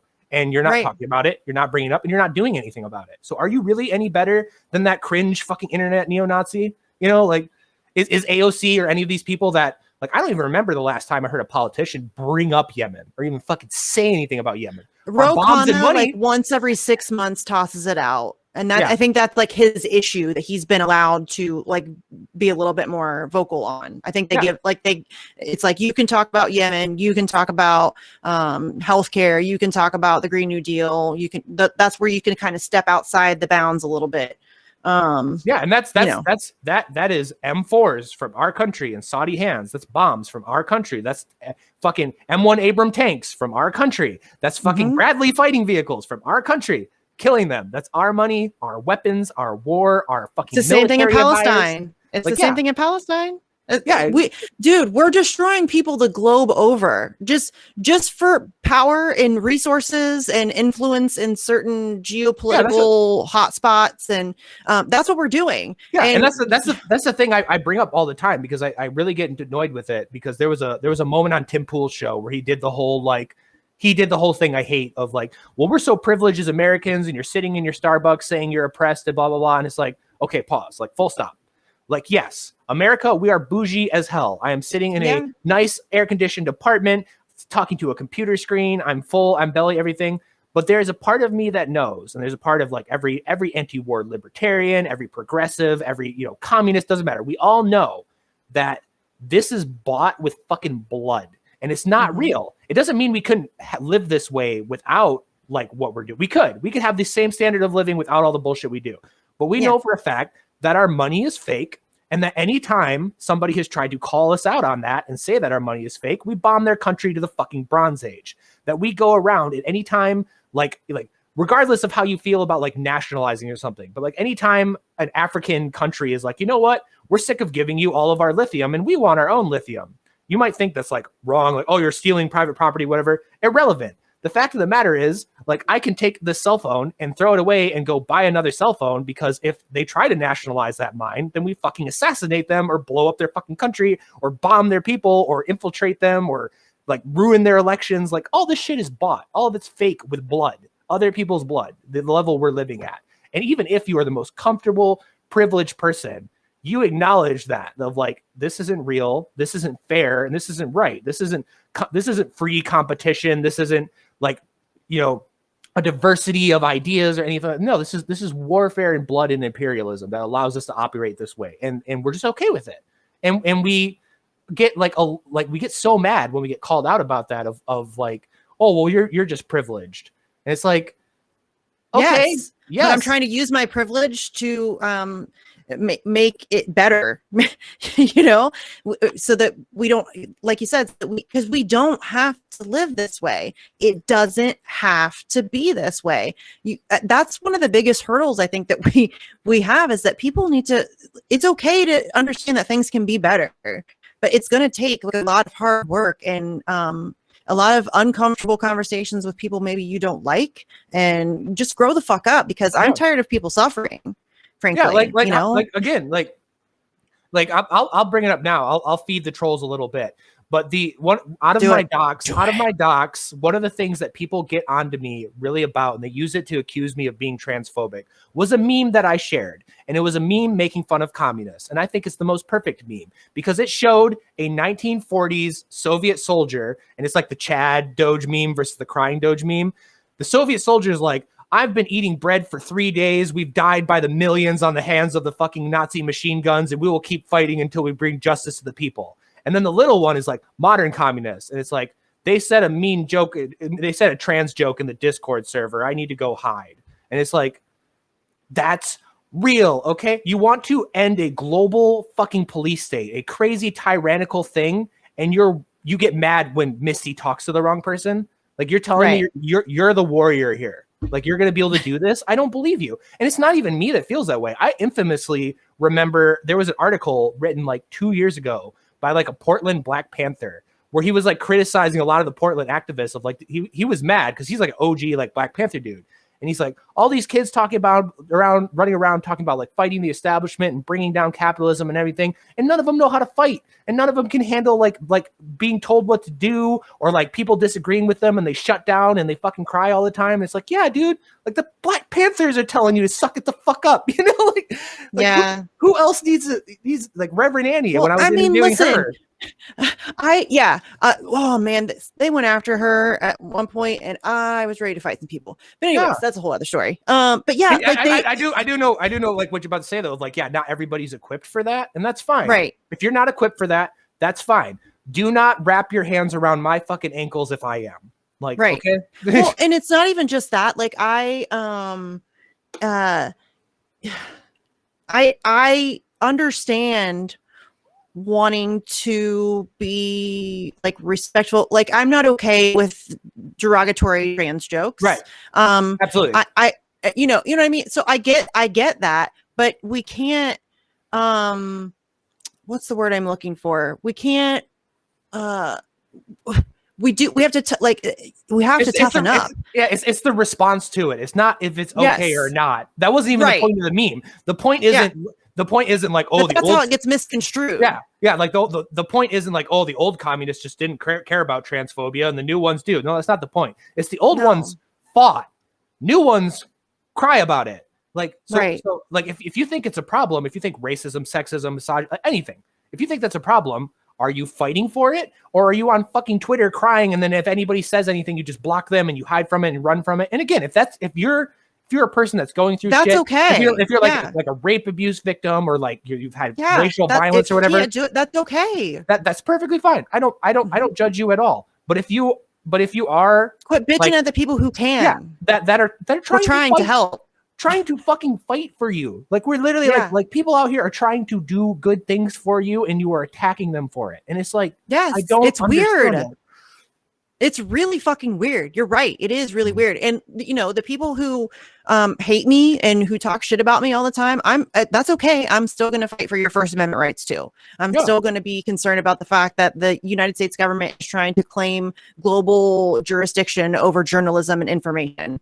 You know, because that affects you too, and I'm going to fight against that, because I think you should have access to, you know, real life reality and not propaganda. I bring it up like probably like every other day at this point, but I'm still trying to make sure that nobody forgets that Daniel Baker exists, because Daniel Baker is currently in fucking FBI custody for thought crimes, and people are like, oh, that's really brave of you. Why are you doing that? Why is he in jail for thought crimes? He wanted to surround my guys, my friends in Florida, with rifles and fucking get into a fight with them. The protest he was going to protest, the flyer that he made that he got arrested for, was my guys.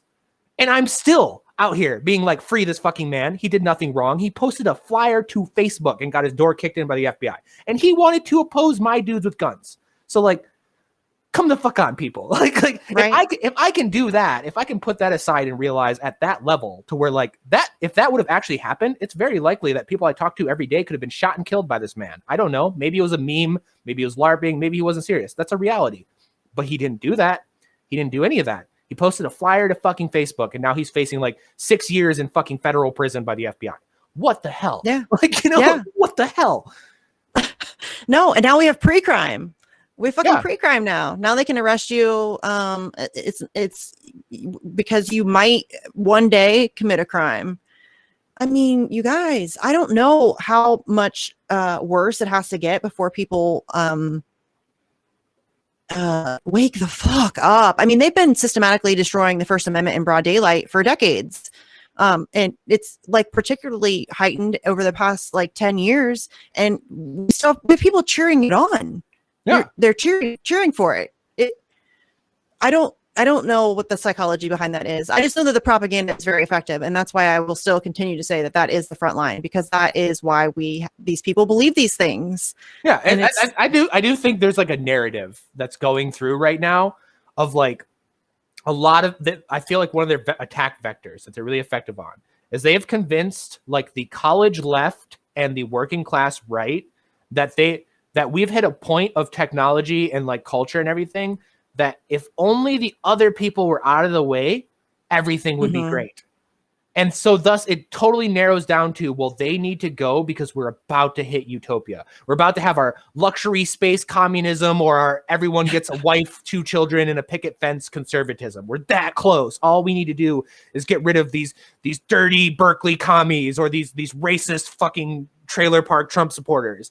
And it's like, no, like that's not how the world works. That's not what's actually going on. And the people that are promising you this shit are like bullshit. And like, you know, like we talk about this all the time of like, especially with like the Medicare for all thing, like people really think that even if we finally get to the point where we convince these people to fucking vote for it and blah, blah, blah, that like the power structure that exists is going to fucking ruin it immediately. Yes. It doesn't matter what it is. Like again, you know, to bring up, if they can, obviously, I think Trump was corrupt from the beginning, but like put my brain into a Trump supporter's mind. If they can corrupt Donald Trump, what do you think they're not going to corrupt any fucking program, any fucking assistance? They're somehow making Afghanistan about women's rights. Like, yes, and people are more worried about you infiltrating than the CIA. Like it never crossed their mind of like, Misty's trying to ruin leftism, but I don't think it's weird at all that the CIA is talking about how progressive they are. That's kind of odd,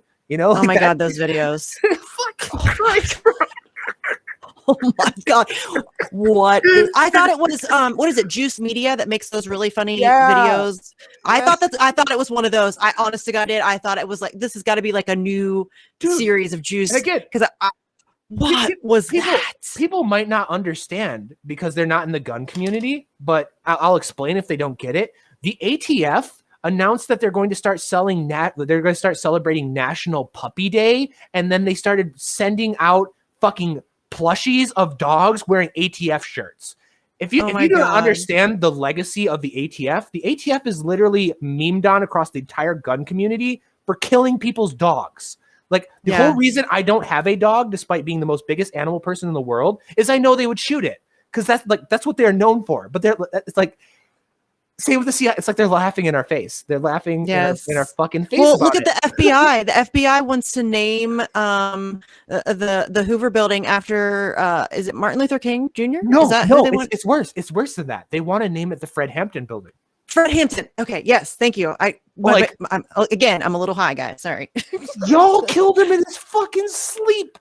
Killed him in his fucking sleep. Well, and I think the reason why I was thinking Martin Luther King Jr. is that every year the FBI puts out a Martin Luther King Jr. Day tweet every year, and every year I look for it because it's fucking crazy. Really? I mean, it's cartoonish. Steve Poikonen is so right. We live in a fucking cartoon, and it's like the worst acid drop cartoon imaginable. It's so awful. And they've even kind of like reneged on like some of their performative bullshit. Did you see in DC that they paved over the BLM mural? Yeah. That's the most Yes. symbolic shit I've ever seen in my and entire people, if life. you're come on, if you get impressed by them painting some dumb logo on some like no, stop it. Like, oh, that's the same thing as being impressed by these tweets, these dumb ass fucking tweets. That's all you get is tweets, platitudes, and bullshit. That's all you get. And gaslighting, lots of gaslighting. I like to call Bernie Sanders Gaslight McSheepdog because that dude gaslights. Oh my God, fucking expert at it. But I mean, he is. AOC, I think AOC is like unfortunately worse because AOC, maybe it's just because it's my generation. She's like bullseye the Zoomers. She has figured them out to a fucking T on her Instagram live 100%. while she's cooking, while she's playing a little phone game, and then she goes and plays Among Us on Twitch. She's fucking nailed these kids. It's like, yes. No, I said it earlier. She is very gifted. Her handlers are very good. She's very good at the buzzwords. She's very good at her presentation. She's I mean, and that's what this is a business. Politicians are it's a business. Like, politics are a business. They're actors, trying to get into their role so that they can earn lots of money. And George Carlin, it's a big club and you're not part of it. You're not in it. And we need our own really big club to fight back against their big club. And I mean, like with the whole like anti-war thing that we're planning in September, like there's a ton of personalities and YouTubers and big people on Twitter and everything that have mentioned being very interested in that. And it's like, okay, so that's going to be a put up or shut up moment. Like I'll be there. Yeah. Like you're, collectively, just going off the top of my head, assuming no overlap, which you never can guarantee, you're talking like 5-6 million Twitter followers between everybody that's expressed interest in that. Okay.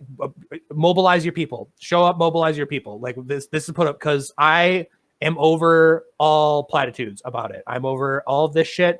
I'm running into another thing of like Daniel Shaver's widow like wants to protest for him finally, even though it happened 5 years ago, because she's going to start taking on the Mesa Police Department for executing her fucking husband on camera. And it's like all these, like we had the conversation about why the Boogaloo started is because of all these fucking conservatives that never did anything. You have all these people that are like, yeah, great. There's finally going to be a big protest for white people. And all these people are getting riled up. And it's like, if you motherfuckers don't show up, which I think a lot of them won't because they're fake, then I don't care what you have to say about anything, because you have all this money, all this YouTube money, all this clout, all this fame. And just like we said before, you could show up on a street corner with a fucking sign and people would show up just to be there for whatever you're doing. You could like fucking like Jimmy Dore, Dave Smith, and like any Young Turks, any of these people could go out and just say rewrite Harry Potter on a sign, and it would gather like a crowd of like fucking 50 people just because of like, holy shit, that's Jimmy Dore, Yeah. So like, no, you're right. So it's like put up or shut up. Let's go, because I'm over this. I cannot think of a time that it breaks my heart. It literally depresses me, and it's the whole reason why I'm doing everything I'm doing. That I can't think of a time where I'm like, wow, things kind of just improved in the world. Like things were going in a positive direction. We were bombing less people. There was less fucking chaos and bullshit and corruption, and like big things happened. And Occupy was the last big thing. Like the Tea Party, Occupy, Ron Paul, like that whole fucking like 2008 kind of thing, Obama, all that. That was like the last gasp of America being vague. Obviously, America's never been what America thinks it is, but in the same universe of what America fucking pretends it is. That was the last gasp of it. And it's been dead ever since. And it's like, let's fucking go. I'm over it. I'm done. I can't wait anymore. I'm sick and fucking tired of dead friends and struggling families and lying politicians and fucking bombs. I'm over it. Like, yes. Stop. Yes. Done.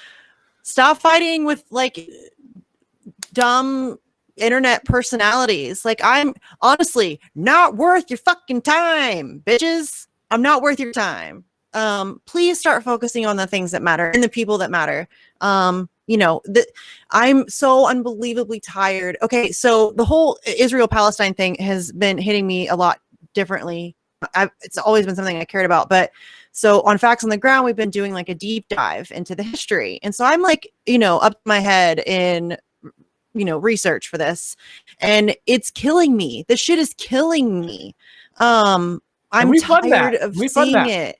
Yes, we fund that. We arm that. They train our cops. Again, to the unity thing. So you had like Andrew Yang and AOC and Bernie Sanders and fucking all these people come out and fucking support Israel. All like or vaguely or like sidestep it or like do the Greta Thunberg, like both sides thing. Yes. The official Libertarian Party Twitter account came out and called it fucking genocide. And again, you Misty, you can't talk to me because I know people in the LP, but AOC's your friend.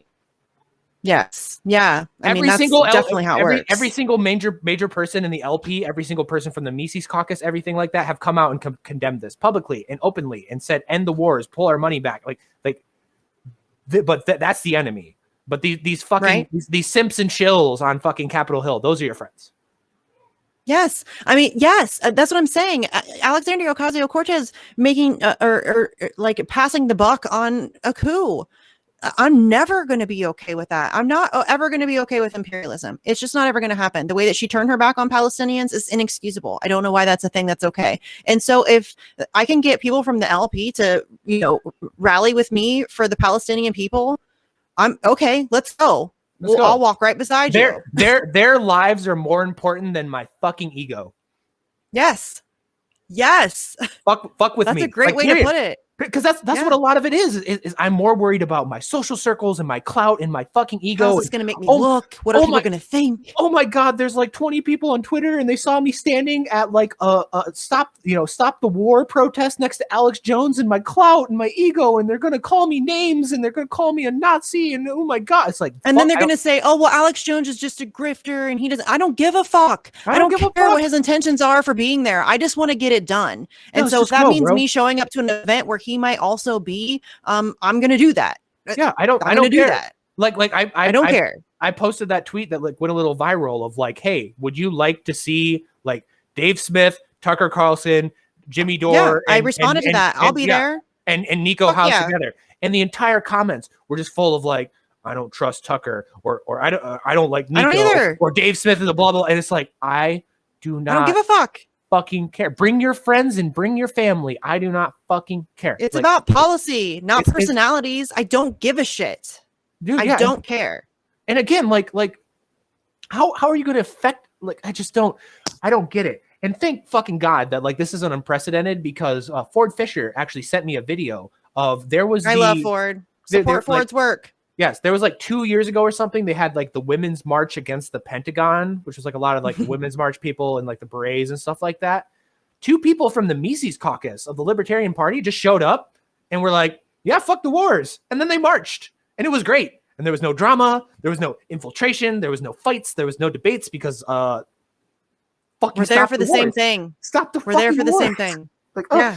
And especially like you can get in like smaller, like let's say like end the drug war or something like that.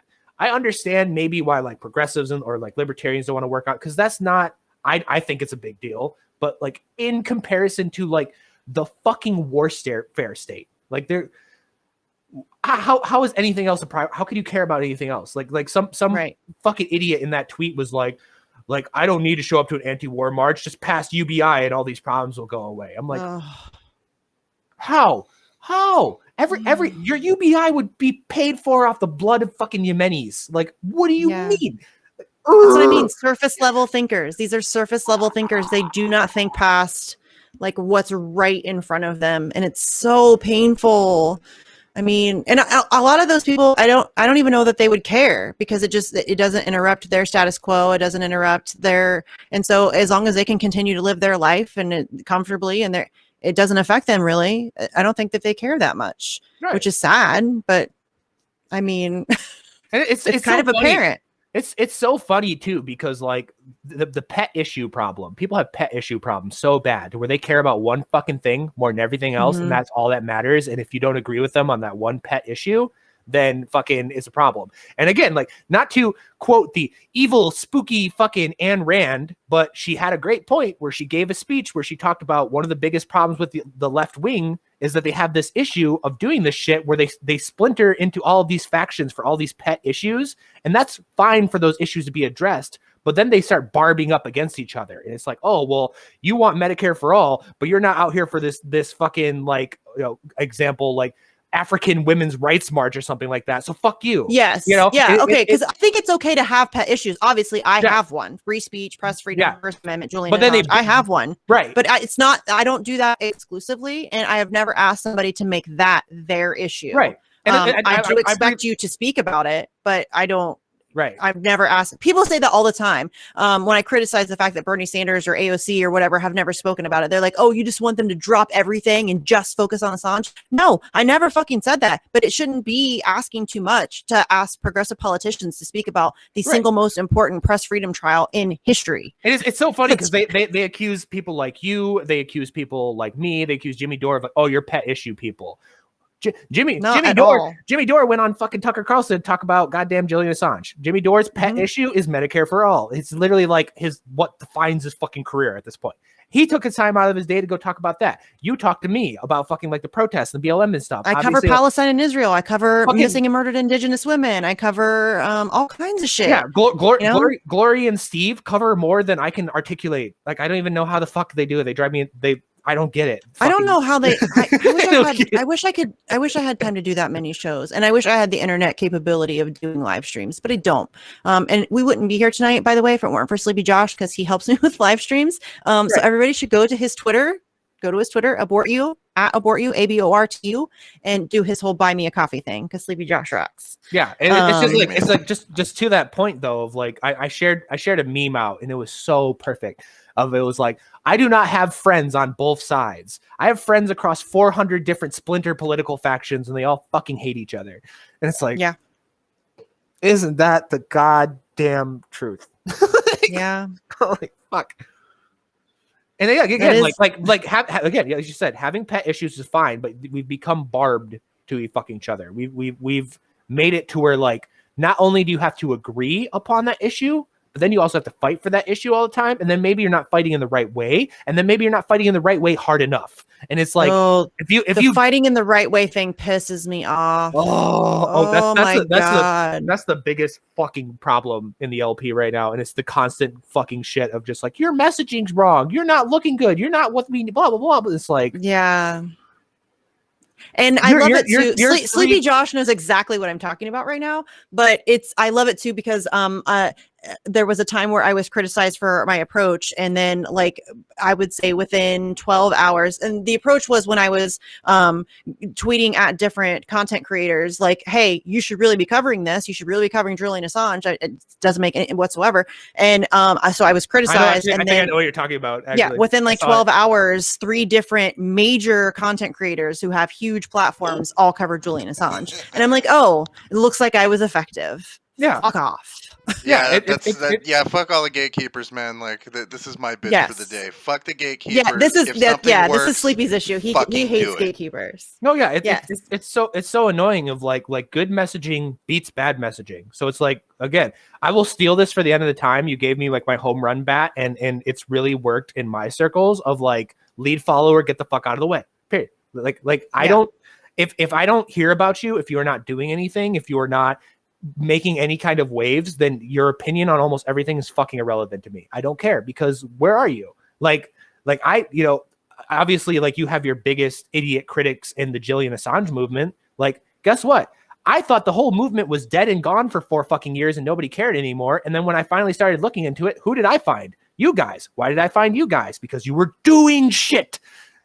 All these other people that are constantly complaining and bitching and fucking like performative bullshit, I still don't even know who a lot of these fucking people are. I've never seen them anywhere. They don't have a show. They don't go to protests. They're not like in fucking anyone's, like, they're irrelevant. So it's like, I don't give a fuck about your fucking opinion on anything if you're not being anything. So like, don't talk to me about tactics when I don't even know who the fuck you are, you know? Like, right. And again, I'll play devil's advocate, and I get that not everybody can do activism. Not everybody has the time. Not everybody, but to stop shitting on the people doing it. Like, I don't get, and I really don't give a shit what you think of me or my approach. It matters not.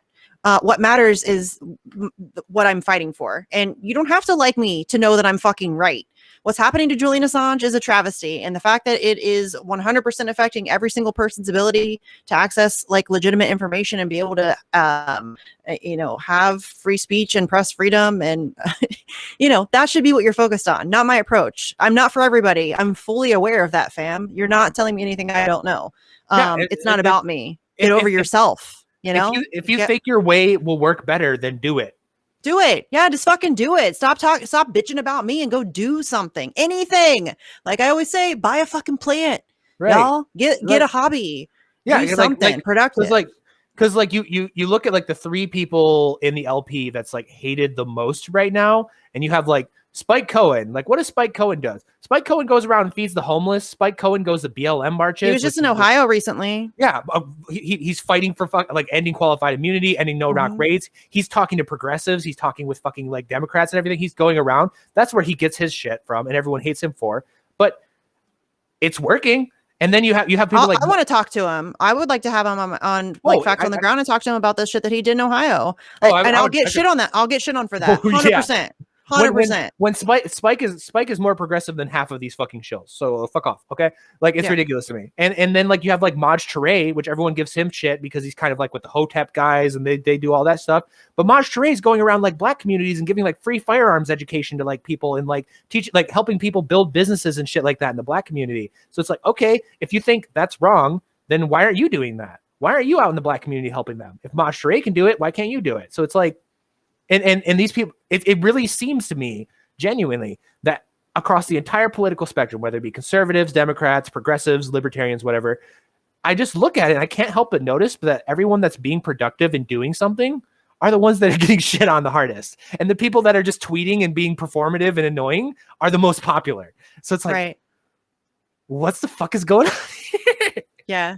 Like, I can't I stop talked about this with so Steve because I talked about this with Steve because it like I was trying to figure out what the like, and he, we aren't very liked. We're not ever going to be part of the cool kids, and I'm okay with that. Yep.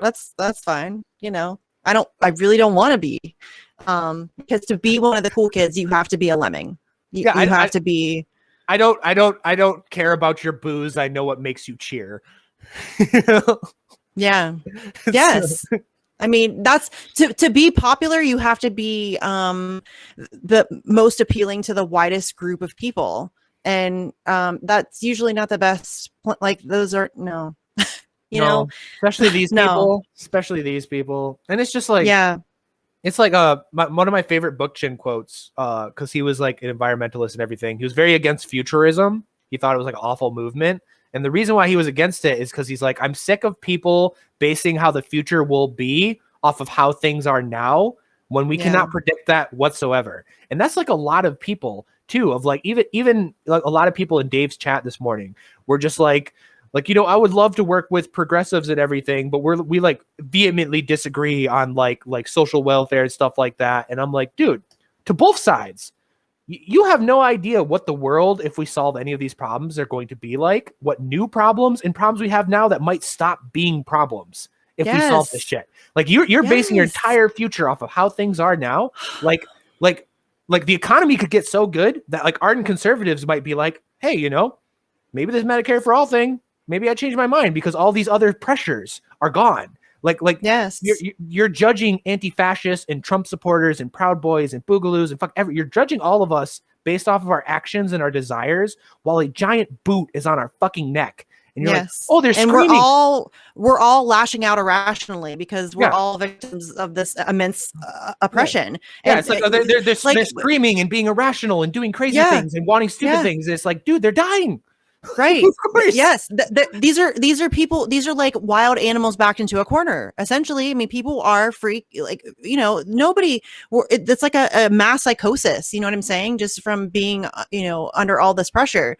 But you're right, and like a lot of people want to focus on these weird conversations about like economic models. Like we gotta. Oh, you can't talk to them because they're libertarians and they're not socialists. And I'm not worried about that conversation yet, fam. We can't have that conversation until we take care of the system we're under now. We got to figure out how to fight this system before we can figure out what comes next. And so I don't give a shit about that talk. We can have that conversation later. Let's do what we need to do first. Yeah, you know what I'm saying? Yeah, it's just like, oh, they're going to stab you in the back afterwards. It's like, I won't even get the opportunity to be stabbed in the back if we don't do we're all something. Gonna die. Yeah, we got to do something. Maybe that may very well be the case, but maybe it won't be. Yeah, it's super bitter and fucking like I said, like I feel like there's two types of people in the world, and this transcends all politics, religion, and everything. Do you think people are good, or do you think people are shit? And if you think people are shit, then you are the people that are super anti-unity and you're fucking bitter and you want like the government and everyone's fucking life about everything and you get happy when bad people get censored and blah, blah, blah. Or do you think people are good and that we can do this shit and we can accomplish this? We can be more, we can be better. And like, that's like the real political divide to me, because you have it on left and right of just like, oh, these like it'll never be better because people are just fucking shit and dumb and they don't care and they blah blah blah. And it's like I don't. I mean, I'm an anarchist. I have to believe people are good because this peak humanity. Listen, you know, we wouldn't do what we do if we didn't have like a little bit of hope in our cold dead hearts. You know what I mean? Like Steve says that all the time. Like there's no way that I could do what I do if I didn't think that it was possible for things to be better. And I know it's possible. They wouldn't fight us so hard if there wasn't a chance. Like it's my favorite Michael Malice quote of all time. Of if I gotta remember, like if things were hopeless, their propaganda would be unnecessary. And it's like, yep. Exactly. Yeah, that's why they work so hard doing what they do. And billion dollar industry to constantly fucking lie to you to convince you that you can't do anything. $1 billion industry. Mm-hmm. And everybody's falling for it. Yeah, and it's just so sad. And it's ridiculous that like I you know, just like to bring up any kind of example, like if my like 10-mile radius from me, if this many people one day decided, fuck this government, we don't want to deal with it anymore, they outnumber the US military within a 10-mile bubble of me. So like anytime they could just be like, fuck this, whatever the issue is, they could just like be like, nope, we're not dealing with this anymore, fuck you. And that's just a 10-mile bubble from me. We're a country of 300 fucking million people. And people are like, well, what can we do about it, man? There are lots of things we can do about it. Lots of things. It's you pay for this. Your consent is the only thing that makes this happen. The only reason we're dropping bombs is because you consent to it. The only reason why there's bullshit taxes is because you consent to it. The only way that the reason these corporations can run around and fuck everybody over is because you consent to it. You can withdraw your consent. Well, and the only reason you think that all of these things are impossible is because they've convinced you that that's reality, and you need to stop allowing them to manipulate you that way. It is possible. It's 100% possible. I told people, I read Ralph Nader's book, How the Rat Stole Congress or something. I'm probably getting that wrong, but you only really need like 3 to 5% of the population to get some shit done. And that's historically accurate. And that's the whole reason why the 3%ers call themselves the 3%ers. Mm-hmm. Like a lot of people don't know that. It's only takes 3% of the population to it does. We can change things. They spend a lot of time, money, effort, and resources convincing you otherwise. And I need people to just stop. Please think for yourself, for the love of God. That's the whole unity thing. Is like, I use this analogy of like 50% of the American population, they just want to grill. They either have no political opinions or they have very surface level political opinions that they're not willing to put any effort into whatsoever. They're not the people screaming at you on Twitter. They just want to grill. They just want to go to work. They don't give a fuck. And then you have like 30% of people that are ardent fucking tribalists, and they just do not care. They're going to vote D or R no matter what. You could run Adolf Hitler and Adolf Hitler in fucking R&D and they would just vote for it. They wouldn't care. Like, these people are tuned out, whatever. And then you have the 20% that are like, we care about this shit and we're willing to put in the work, and we are blown across a fucking thousand. Are you Yang Gang or are you a Tulsi Stan? Like, even like even that minutia of chopped up. And the stupid ass names. It's always crazy. And see, at least we embrace the stupid fucking name. We intentionally picked a stupid fucking name. These people are just like, oh my god. But yeah, it's like, okay, so what?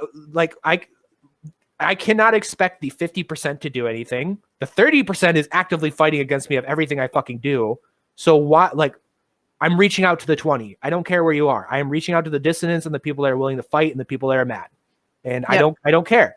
I don't care what their opinion X, Y, or like Z or something like that is. Like, yeah, I don't need you to like fill out a questionnaire on every issue known to man before I can work with you. I just want to get some shit done. That's and I just know how ridiculously far they'll chop this down to where like my friend David Fight, who's like he's a big member of the Unity Caucus in the LP. He's getting shit for talking to Nico and having Nico on his show. And it's like, that's how divisive you're going to get. That's like a fucking podcaster that gets 100 views for video and is just part of the LP. He talked to Nico, and you're getting that divisive. It's like, holy and this is the LP. This is the Freedom of Association Party, right? You know, this is the Freedom of Association Party. This is like that's why I don't care. I'm not going to address it because I know that like you will find a division down to the fucking tiniest goddamn molecule. So I'm not fucking with you. I am drowning, and I do not care who grabs my hand. Like, right? Fucking yes, yeah. If I need emergency surgery, I'm not going to ask the surgeon, his opinion on healthcare or education. I just imagine just like Misty's in like violent labor, like might need a C-section, and the doctor comes in and is like, wait, did you vote for Bernie Sanders? Did you vote for Joe Biden? No, I don't give a fuck. I legitimately think this is how some of these people fucking think. I think that if they were drowning in a lake and a fucking Trump supporter reached their hand out for them, they would die. They would fucking die. To prove they would rather die. To prove a fucking point. It drives me. I'm so happy. It's pretty amazing because this shit just gets. See, it's like therapy, right? It's like therapy. This is therapy. I love this so much. I do. I honestly don't care if anybody ever watches this show because I love it. Yeah. So I really don't care. It's so nice, and it's just like It's so simple to me, and I describe it as anti-human. Like these people are like just anti-human because they do not operate like any fucking human being I know operates like, and it's just like I don't. Well, again, just really victims of propaganda. That's just really what it is, and it sucks. But that's where we're at, and that's what we're up against. That's why I do what I do. Yeah, for my latest, I've been making this meme. It's like for my latest song. We need to unite against the elite before they fuck us all to death. It's like, yeah, that's so true. Jesse Jet song. You can't keep giving us nothing or you can't keep giving us nothing and think that we're bluffing about coming for your head. And that needs to be our mentality. And that's the other thing too. Is like, I'm of the opinion that a snap is coming.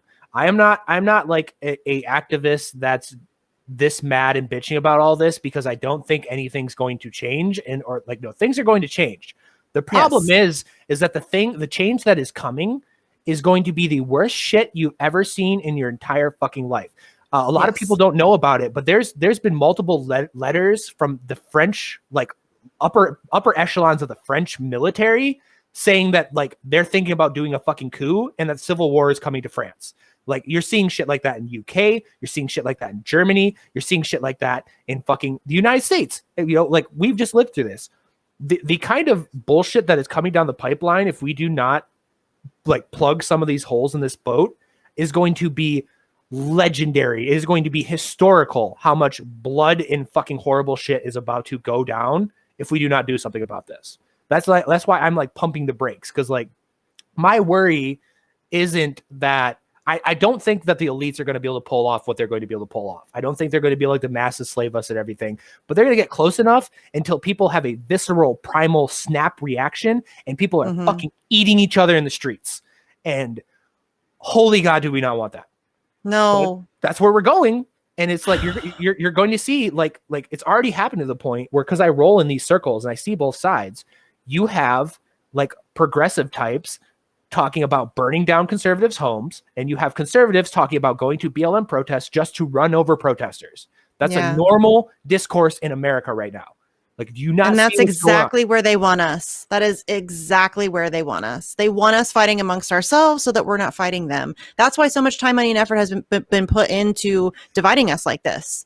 They would much rather we fight each other than deal with the real problem. It's so crazy. People come to me, they're like, "You're trying to start a second American Civil War," and it's like, dude, no, we're trying to prevent it. I don't even think we're trying to prevent it. It's happening. Like right? We're in it. There's been multiple gunfights between distant political factions in the streets over the last year. A guy blew up a fucking car bomb in Nashville. Like, nobody talks about that. It's weird. Mm-hmm. Nobody. That's weird. And like I always describe it. If you look at Ireland, they describe like the Troubles as like an 80-year period where there was riots between political factions, there was gunfights between the police, there was gunfights between political factions, and there was car bombs, and we call that a war. So it's like, well, what are we in now? Because like I have Twitter DMs like right now, like popping up of like you want us to ally with the people that want us fucking dead, and it's like you want them dead too. You both want to kill each other. You're desperate for any excuse to fucking kill each other. And I'm sitting here being the crazy person saying like, hey, how about the actual problems? And you're like, no, fucking show up to Cassandra Fairbanks' house and scream at her, or go to fucking a BLM event and pull a gun on a protester. That'll solve problems. Yeah. It's like, fucking Christ, dude. Yeah. It's very irrational. But again, you're right. People are desperate and they're scared and they don't know what else to do. And they are just being brainwashed into thinking that their neighbors are their enemies, and it's working. And you're right. It's going to get way worse. Yeah. You thought the snitch culture around COVID was bad. Like I promise you, people will fucking eat each other. If this keeps going this way, they will eat each other in the streets, and you will be appalled of your normal, nice neighbor that you thought was a regular person, how barbaric and fucked up they will get in this situation. Do not want that. We have to stop it. I really, like I said in that speech, like 4 months ago now, I feel like this is our last chance. I feel like we are on the fucking precipice of madness and chaos. And like, come on, people, please, I'm begging you for your own interest, for your fucking everything. Like, let's come together. Yeah, be selfish. This is about like, I'm selfish. I want to get shit done. Asian ladies are in New York filling fucking plastic bags full of gasoline right now. Okay, shit is real. Holy fuck. Right. Okay. And on that note, we've been going for over 2 hours. I'm sure Sleepy Josh is hungry, so we're gonna wrap it up. Do you want to? What? That was 2 hours. Holy shit. Yeah, I know. See, I love when people do that. I love when people are like, I can't believe it's also because I love you, Misty. You're my favorite, so it's fun talking to you. Oh, I'm his favorite. I like being people's favorite. It always makes me happy. Okay, so yeah, tell everybody where they can find you. You have a show. Tell them where they can find all that shit too, so that they can check it out. Yeah, so I'm just on Twitter, Magnus Panvidya, super easy. And then I have a show on YouTube, Spotify, and Castbox, which is called the Unity or Death podcast. Pretty self-explanatory. I didn't know, but apparently that used to be the name of the organization that assassinated Duke Ferdinand and started World War I. Whoops, didn't know that. But yeah, so that's the Unity or Death podcast. I just had Reverend Annie on. I just had a group of Black conservatives that are pro reparations. So that's like a whole nother like interesting conversation. Wow. I missed that one. I had a bunch of anarchists on, and then tomorrow I'm having Shane Hazel on. He's actually the one that split the vote in Georgia and made it go to a special election. He's a libertarian. He's explicitly anti-war. He was in Fallujah. He lived through all this shit. Explicitly anti-war. We're gonna be talking about the anti-war stuff. So the whole point of the show is just exact unity. Like, hey, let's just find everything we can agree on and talk. And I had Sky on, so like that's what that's all about. And you can find that on Spotify. You can find that on YouTube. And that's pretty much what I'm doing. And then stay tuned for the anti-war stuff in September, because that's everything to me. That's like what my whole life is based around. And then I guess the last thing is May 28th. So the 28th of this month in Louisville. It's the year anniversary of all the protests starting there, and I will be there. So if you're in the area, like please show up for supporting Breonna Taylor and everything. It's been a year and nothing's changed. They've admitted that they fucked up publicly now. The police came out and said it was unjustified. There's still no justice. So like we'll be there. Sweet. And yeah, I'll definitely be at the anti-war line, no question. I'll be there. And you guys know where to find me. I mean, I'm sure it's not like I'm not all over Twitter all the time. But like I said before, go check out Sleepy Josh's Buy Me a Coffee thing. It's on his Twitter page at abortu, ABORTU, because he is a tech ninja and we love him. And he works really hard for lots of people. And so he doesn't get nearly as many shout outs as he should. So Magnus, thanks for coming on, bitch, man. It was fun. Seriously, like a therapy session. You're welcome back anytime. Yeah, absolutely. And yeah, we'll and then I'll see you guys next week. See ya. Bye, guys. Later, taters.